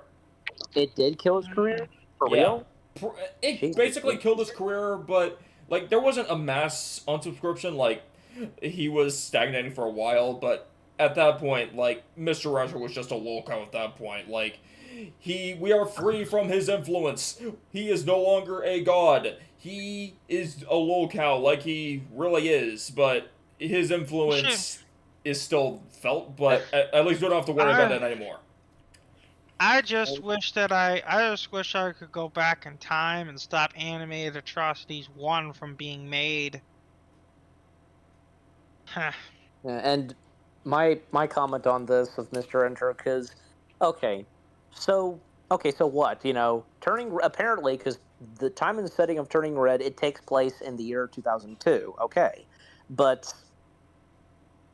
there was no reason for Turning Red to mention 9/11. Like, what was Mr. Enter thinking? Where did Yeah, and well, where did this even come from? Why did this hit Mr. Enter's head? Like, oh my gosh. I guess he, I think I Mr. guess Enter just had a bad childhood. Like, Enter just had, from what I've heard, like an abusive childhood with his parents. I mean, maybe he associates Hmm. the early 2000s with the absolute worst of it. That being an example. Yeah, and that you know what? It's understandable. So He's just still pissed about how he keeps thinking that Patrick's a prick and how SpongeBob will never go and how Nickelodeon went to shit. That he just keeps clinging on to those suburbanives and how he made everyone into a cynical critic. But we don't have to worry about that anymore because that one line about turning red basically destroyed him. I mean, he already had a bit of a bad reputation, but turning red just destroyed him. Well, is it, he still making videos? He's still making yeah. videos. He's acting like nothing happened. He still has a fan base, but it's much smaller now. Oh. See, it's just people like him that just need to get off the internet. Get a Yeah. real job. Mr. Enter, you brought that upon yourself. The damage is done. Just do Yeah, something else. so Do something else. yeah.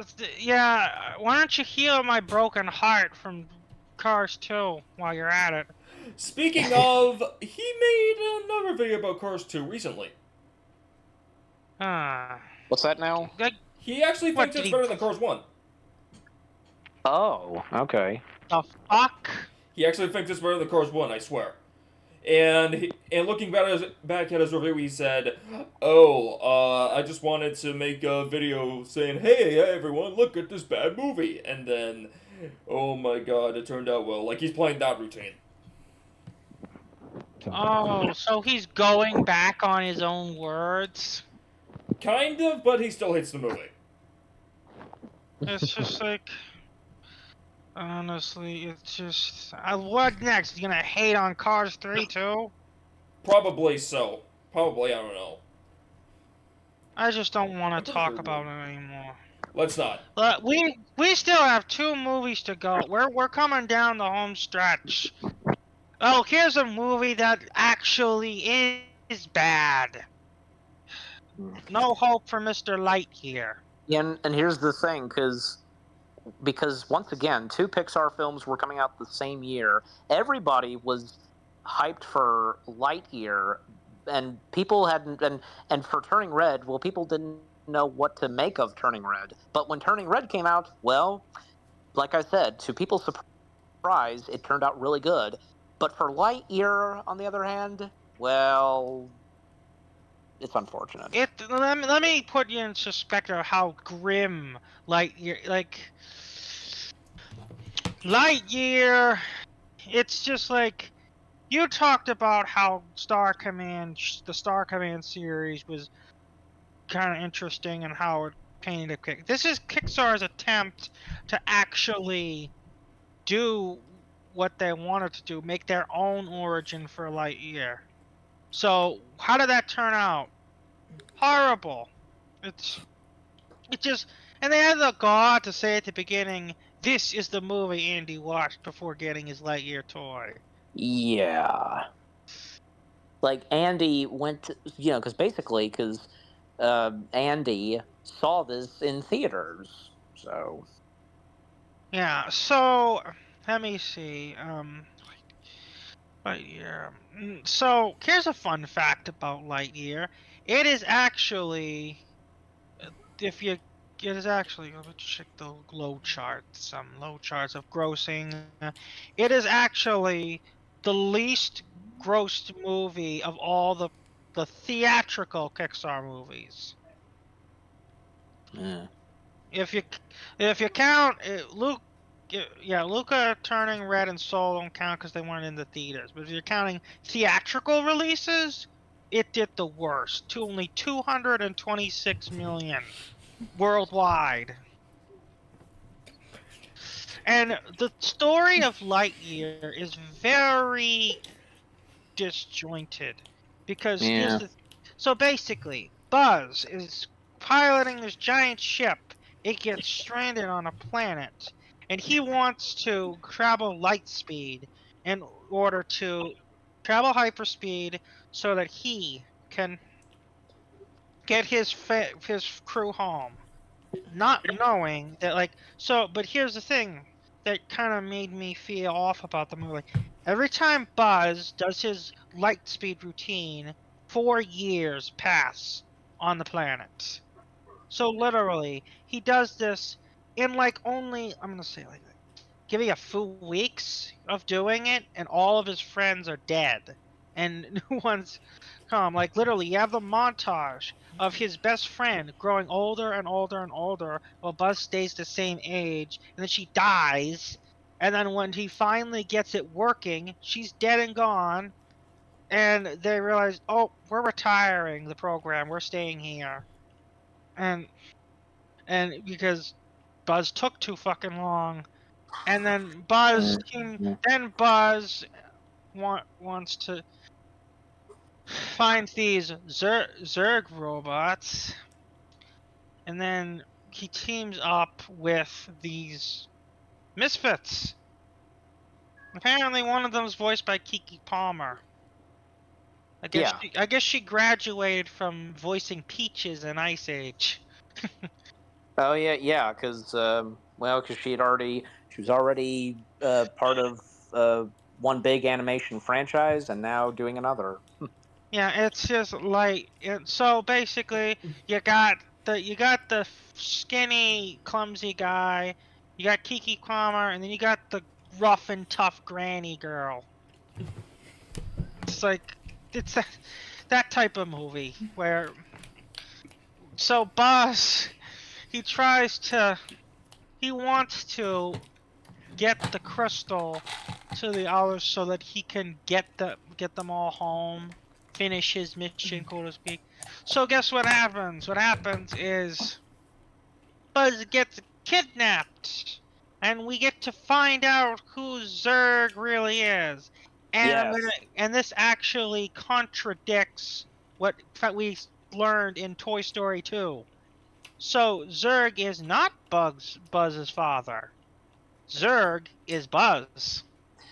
Yeah, and because even Buzz did question if it was his dad, and you know what? Maybe that's what they should have gone with, and especially since in Toy Story 2, It's literally said that. Now, it just spirals out of control from there. The Kiki Palmer girl has to conquer her phobia of space, and you get this British cat robot Socks. he's not British. I don't, I don't know. Like, he has an accent. I'm not good with every accent. He's just a robot. No, he doesn't have an accent either. He's voiced by he's voiced by Peter Son, who voiced Emil and Squishy, and he directed The Good Dinosaur, and also directed Element. Okay, yeah, don't worry, we'll get to that. Now, Lightyear is just so basically, Buzz has to kill his future self, and what he decides on is the crystal isn't worth it, going home isn't worth it, we're all gonna stay here, but we still get to be Space Rangers, we just operate from here now. So, Lightyear, here's the thing, when I was rewatching this a few days ago, I almost fell asleep during the middle of it. Mm-hmm. That's how boring it was.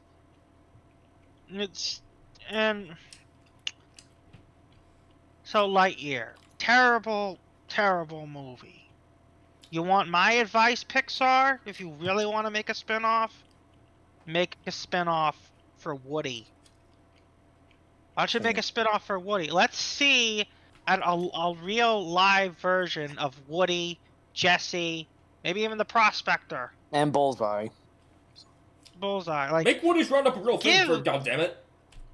Yeah. Yes, it's right in front of their faces. Make Woody look like an actual human. Make Jesse look like an actual human. The question is who voices Woody, because the reason why Tim Allen doesn't voice Buzz and Lightyear was because Tim Allen is supposed to be the cheap knockoff voice. So what would be the voice for Woody? Good Yeah, question. yeah, who sounds like Tom Hanks? But not exactly like Tom Hanks. Yeah. Maybe probably because Woody, for one thing, would probably have to have a Western accent. So. And maybe we'll get an actual Western star. Like make it. Because remember, unlike the voice things on Buzz, the pull string isn't really that accurate. So you could technically get away with making the voice a little bit more different. Definitely. Because you remember, Woody was because with Woody you could design it better. It's just like I could see an actual cowboy. Give it the Rango treatment. Remember Rango? Make it like Imagine Pixar. Imagine Rango, but Pixar. That would be interesting. Yeah, you it would have this big epic story about Woody, Bullseye, and Jesse, maybe even the Prospector, solving some sort of cowboy thing. Like it speaks for itself. Like make it a story that actually shows like, hey, the Prospector wasn't always a bad guy. Yeah. Now all right, we are on the final movie of this list. Elemental. Now, Elemental, I think it's an amazing Pixar. It's one of the best ones of the year. I remember I actually wanted to see that Kraken movie in the theater, but since they pulled it, I saw Elemental, and boy, was I glad I saw it last year. I'm like, this movie, it was like nothing I've ever, like, I knew, like, it just shows that Pixar can always innovate. They can always surprise you. And this film surprised me. However, I wanted to, before I talk about the movie itself, I need to address the elephant in the room. Or should I say, the spider in the room. This film, the fatal flaw about Elemental, it released June 16th, 2023, 2 weeks after Spider-Man Across the Spider-Verse. Yeah. But there is a big but. More than just that. It's just the fact that because Across the Spider-Verse trounced the fucking box office in any animated movie that summer. But here's the thing. Pixar, unlike DreamWorks with Ruby Gillman, Pixar didn't give up. So what they decided to do was this. They kept the movie in the theaters the entire summer. They didn't give up. They didn't just say, oh, it fucking failed. They stuck to their guns and kept it in the theaters all the way till Labor Day. And because they knew that we made a good movie. Sure, we had to compete with Spidey, but we still made a good movie. And you know what? It actually paid off. Yeah, and here's something else. Here's something else that happened during, with Elemental, because with Pixar, layoffs. Layoffs. Yeah, some of the Pixar employees getting laid off. Oh boy. Yeah, and Pixar, you should know about this too, right? Because I'm just saying because during Elemental's release, because trouble was happening at Pixar, and yeah, a lot of people got laid off, including Galen Sussman. Who was responsible? She saved Toy Story 2, and not to mention she was a producer on Lightyear. So yeah, it's just the fact that the thing about Elemental, I'm gonna say it's an amazing movie. Like it's right up there with. I'm gonna try and compare. It's right up there with Inside Out. Like it's a movie that surprises you on how basic the concept is, like emotions or cars or an old man. They how and it just wows you. Like it has an amazing village visual. It's all about elements. You got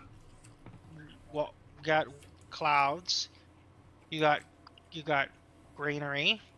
You got water, and you got the new And element, fire. and the new element, fire. Yep.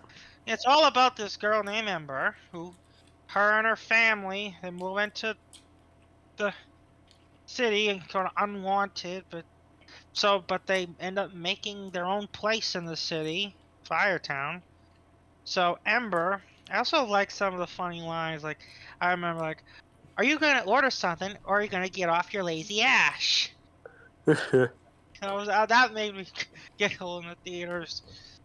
And it's like, so Ember has a temper problem. She cannot make connections with the customers, and she keeps blowing up like a fuse. Yep. And she could say, like she, yeah, like those scenes were funny. Like she kept trying to. She's a good actress. Like, Mm-hmm. and one thing I liked about this movie is they used actors that we never heard of. Like they didn't get any big names to be in the movie. They Yeah. just that's the one thing I can appreciate. Like they actually give someone who doesn't have a big name brand a chance. Yeah. Now with Ellen, That like I gotta yeah. here's the best example. One like in Ratatouille, an employee of Pixar got to voice one of the main characters, Linguini. So there's an example. Yeah, so Ellen, so base, I gotta stay on track. Uh-huh. So, uh, Amber blows up, explodes the pipes in their house, making the entire house leak with water, and she meets Wade, a lovable goofball, who's a city inspector. Who's a bit of who's a little bit of a crier. The thing is that it actually makes sense, unlike with Arlo, who just cries because he cries. It makes sense for him to be a little bit of a crier because he's made of water.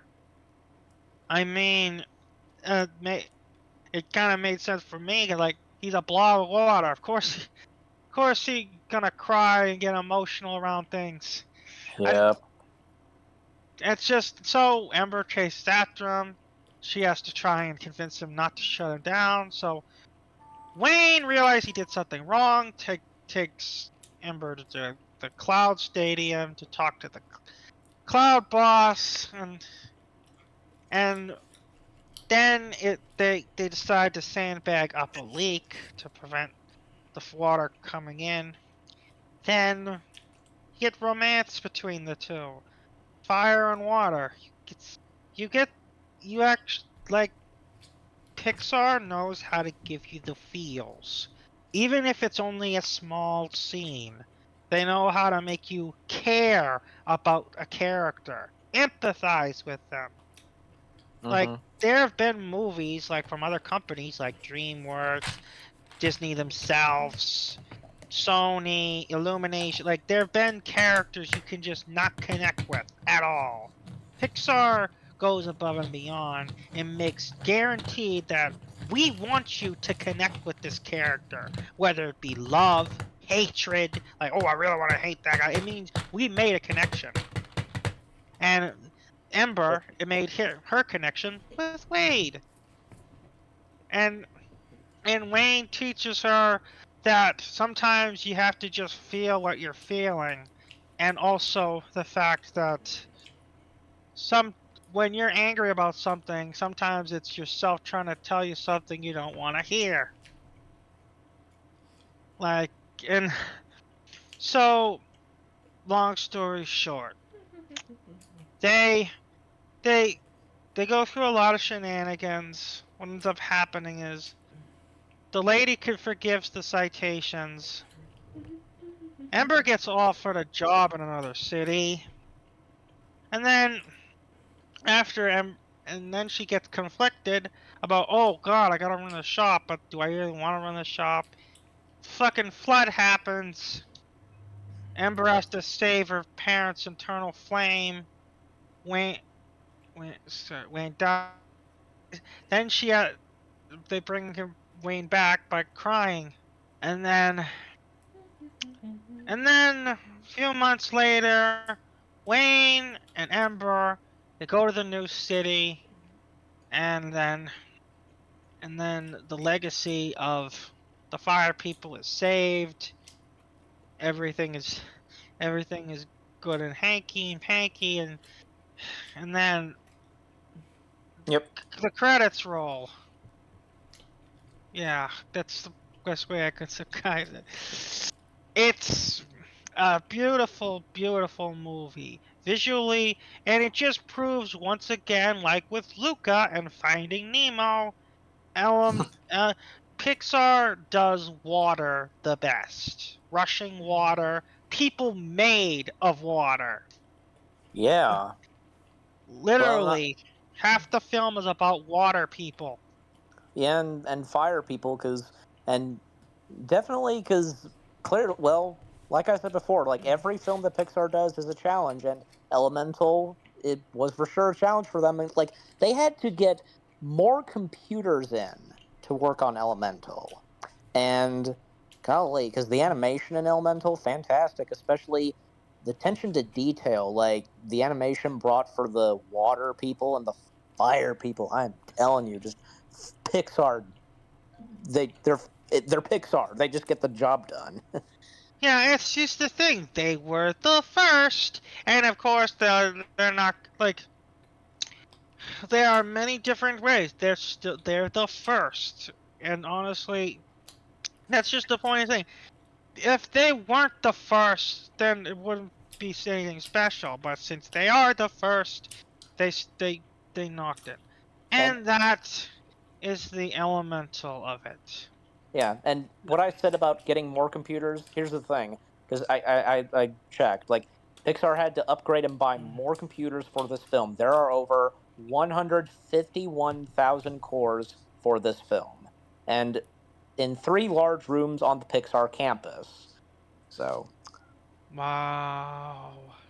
yeah, and not to mention, here's another important thing to mention: the film is based on the director Peter Sohn's life, with his parents um, migrating to the USA from Korea, not speaking English, and settling into the Bronx.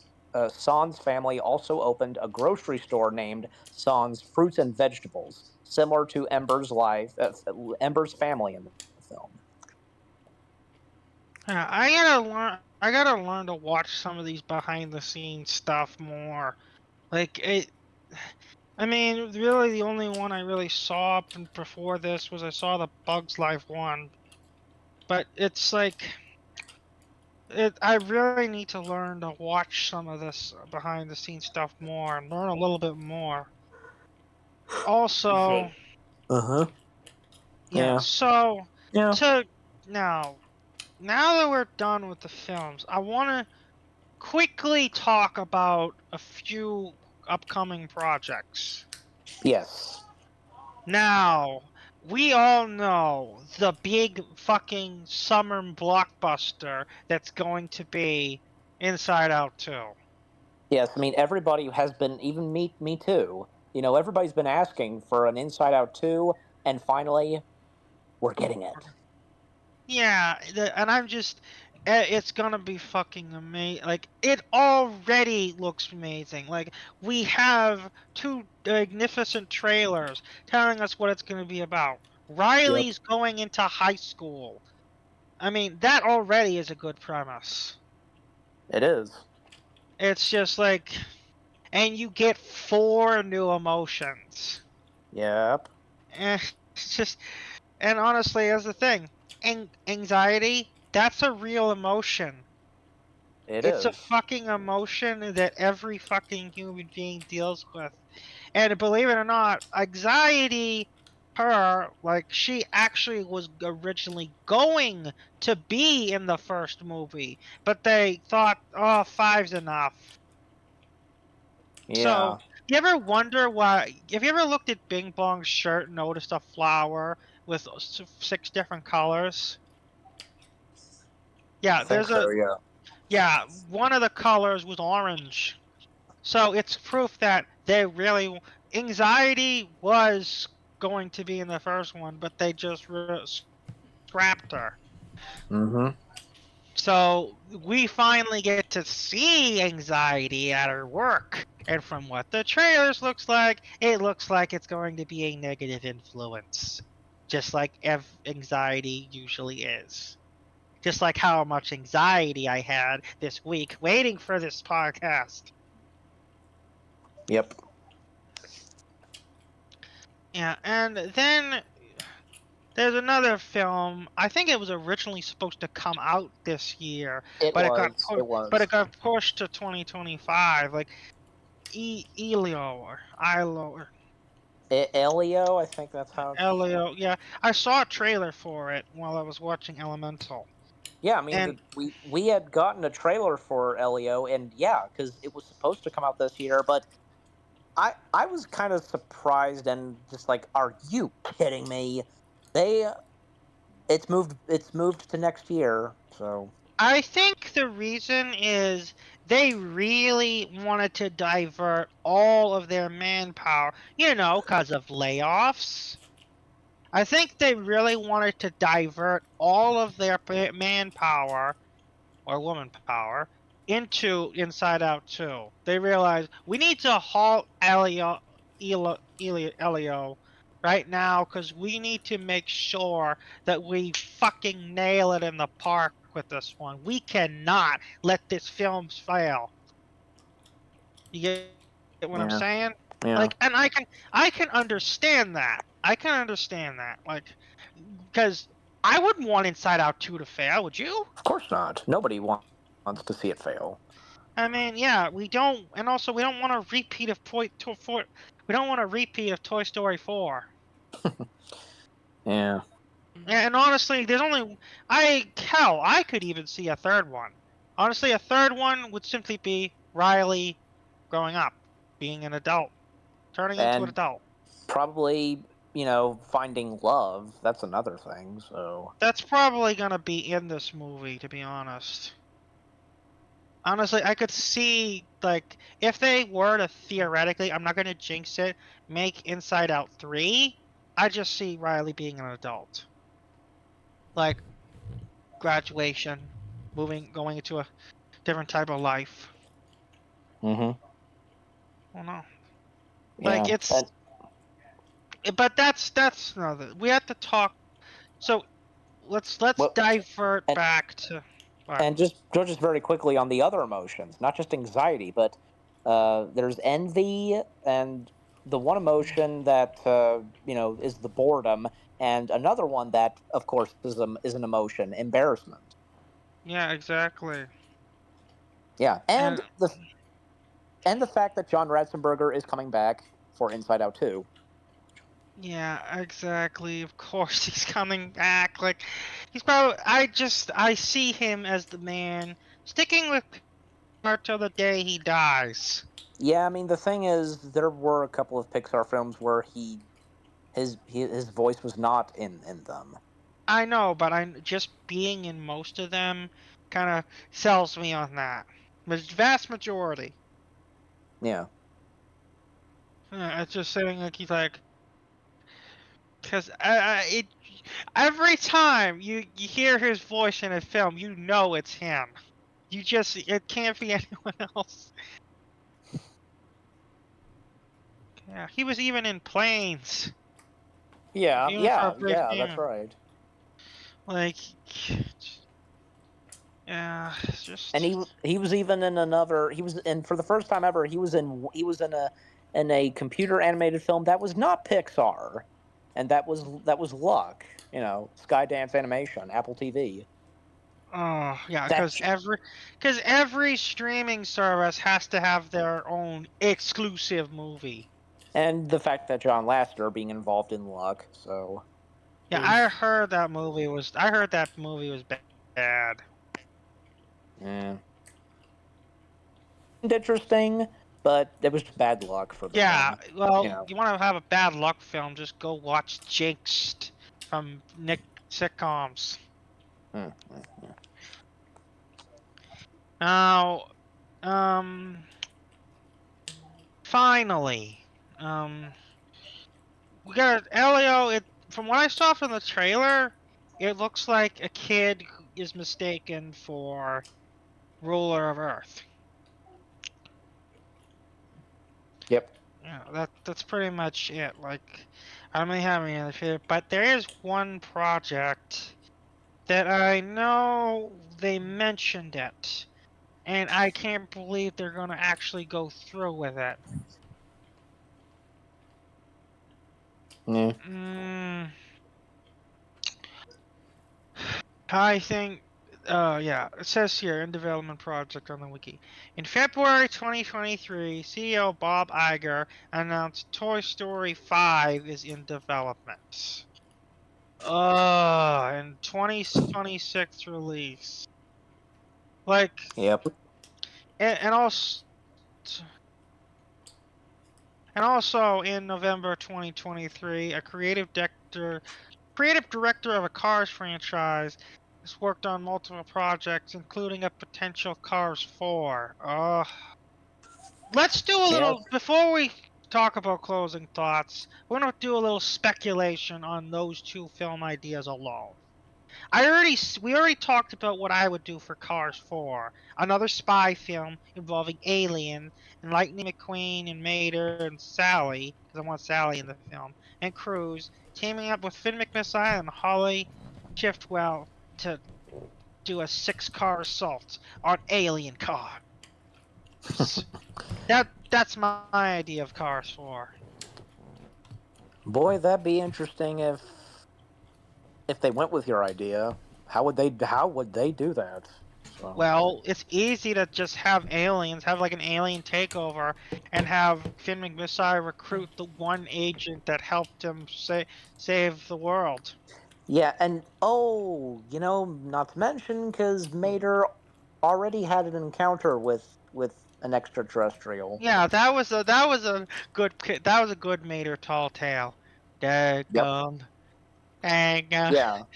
Other Yeah. guy. So we already had gotten some like extraterrestrial stuff Yeah, in the so world it of could be Cars. done. Hell, you could even have a giant talking UFO and make it work. Yeah. Yeah, like it's simple. Alien cars. It's that simple. I mean, like, sure, there's gonna be naysayers, but come on. What do you got to lose? Yeah. Besides millions of dollars. Now, it's time we address the horrible idea that is Toy Story 5. Yeah. Now, what the fuck are you going to do? Buzz and Woody aren't even together anymore. Yeah. What are you gonna? What is it gonna be like? From what I heard, okay, from what I've heard, because I mean, Pete Docter addressed about the upcoming Toy Story 5, and saying something positive about it, and also later on it was announced that one of the original writers from the first Toy Story will be involved in it. I were to assume maybe it's Andrew Stanton. It probably was. I can't remember what I saw I slash wonder if it's read, Joss but Whedon. I wouldn't Pixar. I highly doubt that it would be Josh Whedon especially because of what had happened with Josh Whedon. Oh, Yeah. I see. Even if you're aware or not, because there were some accusations against him. Oh, right. Yeah. So again, I were to assume probably it's Andrew Stanton. Again, it's been a while since I read slash saw what of an article I saw. But again, someone who was one of the writers from the first Toy Story will do this, be involved in Toy Story 5. And, well, it was announced that Woody and Yes. Buzz will be reunited, and, well, I'm sure because Pixar, they'll have something planned up their sleeves. They'll find a way, for Woody and Buzz to be reunited. We'll just have to Uh, wait and see. See, I just honestly the idea of Toy Story 5 just makes me want to puke. Huh. It's just like, here's what I would do for a Toy Story 5. Involve none of the main characters. Zero! None of them. Say bye-bye, and here's what you do. Make new main character. And even better, how about you rearrange the title, like, and then you slap on a few words, call it a different Toy Story. And boom, you got a spin-off. A new group of toys. Two new main characters of toys. You can still have the toy element. You Eh, just have it's if I wanted to make more Toy Story, I'd just reinvent the entire cast. Don't include Woody and Buzz at all. Just label it a different Toy Story instead of Toy Story 5. That way people know this isn't the same Toy Story. This is a different one. It's just seriously, like, I think that would be very interesting. Instead of keep tarnishing the original, make a new cast, new types of toys, new character. Like, tell a different type of Toy Story with different toys. Who eh. knows? Who knows? Maybe it could be toys that are already lost. Like, make it the Bo Peep thing, except it's only with toys that are lost. Like, it's that simple. And it's just Hollywood doesn't want to take my fucking ideas anymore. I honestly don't know what to say because, I mean, I don't know because I don't think, for one thing, I'm just saying because it wouldn't feel right to just have a Toy Story film that does not center on, well, the main characters of that franchise, and I'm just saying, because that's not possible, like, to just focus on a new batch of toys. I know. I just saying, like, it's Like, an interesting. it's like, this ain't no MCU. So, I know, but I just still think that they can. mm, So I think it's time to do closing thoughts. uh-huh. You first, Eli. Closing thoughts on everything Pixar. Well, Yeah. well, boy, because um, look at how far because Pixar has come. Like, from its early days, starting in the '80s, and when they started making short films, and then they made their way doing some TV commercials, up until, well, they partnered up with Disney, making a buddy picture, and you know and then after that, because you know them partnering up with Disney some more, and up to the early 2000s, like, things were not looking too good for Pixar, but of course everything turned out all right. And when Pixar became a part of the Disney family, um, some things that came along, when some people left Pixar, and Yes. new faces stepping in, and how, well, even what came from the Pixar films, they made their way into the Disney parks. Yeah, just overall, because for Yeah, me, and Pixar. I grew up with Pixar. I loved the films that I grew up watching. Um, you know, It holds. Yeah. I mean, Pixar holds a very special place in my heart, and that goes for everybody else. And that's all I can. That's all I really have to say.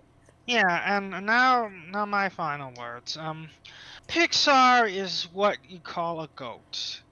And because Pixar, see, sure, Disney has the longest history of any Yeah, film yeah, company, but it's just, see, Disney went through a lot of renovations, and the thing is, Pixar did as well. If it wasn't for Disney, Pixar would have never existed. If it wasn't for Pixar, DreamWorks would have never existed.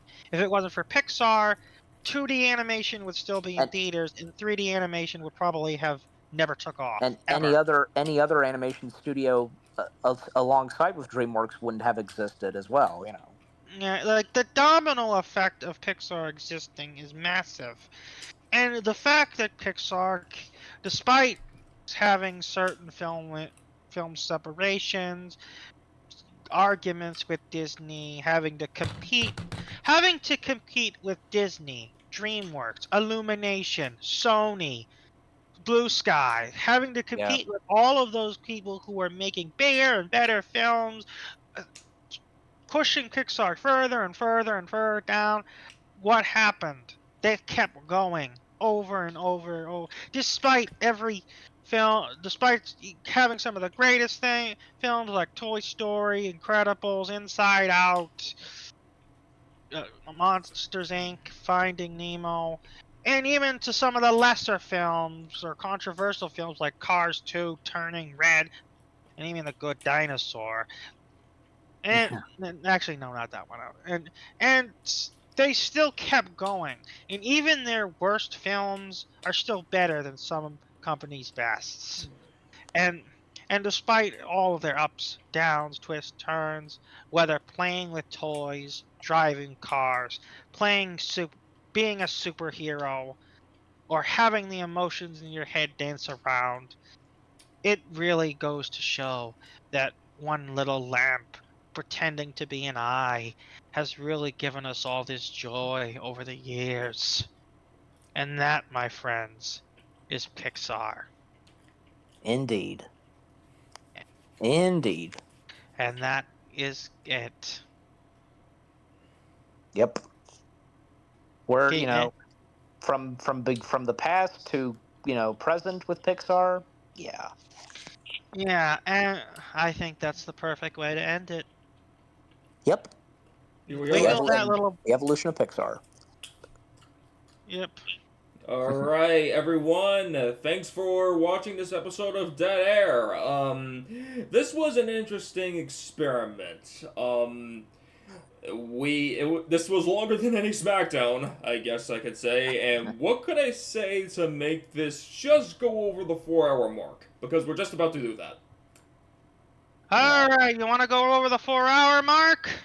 Let's go over the 4-hour mark. I know one thing we can talk about. It's like I'm gonna read from the Wikipedia page some of their canceled projects and discuss them real quick. There was a And monkey.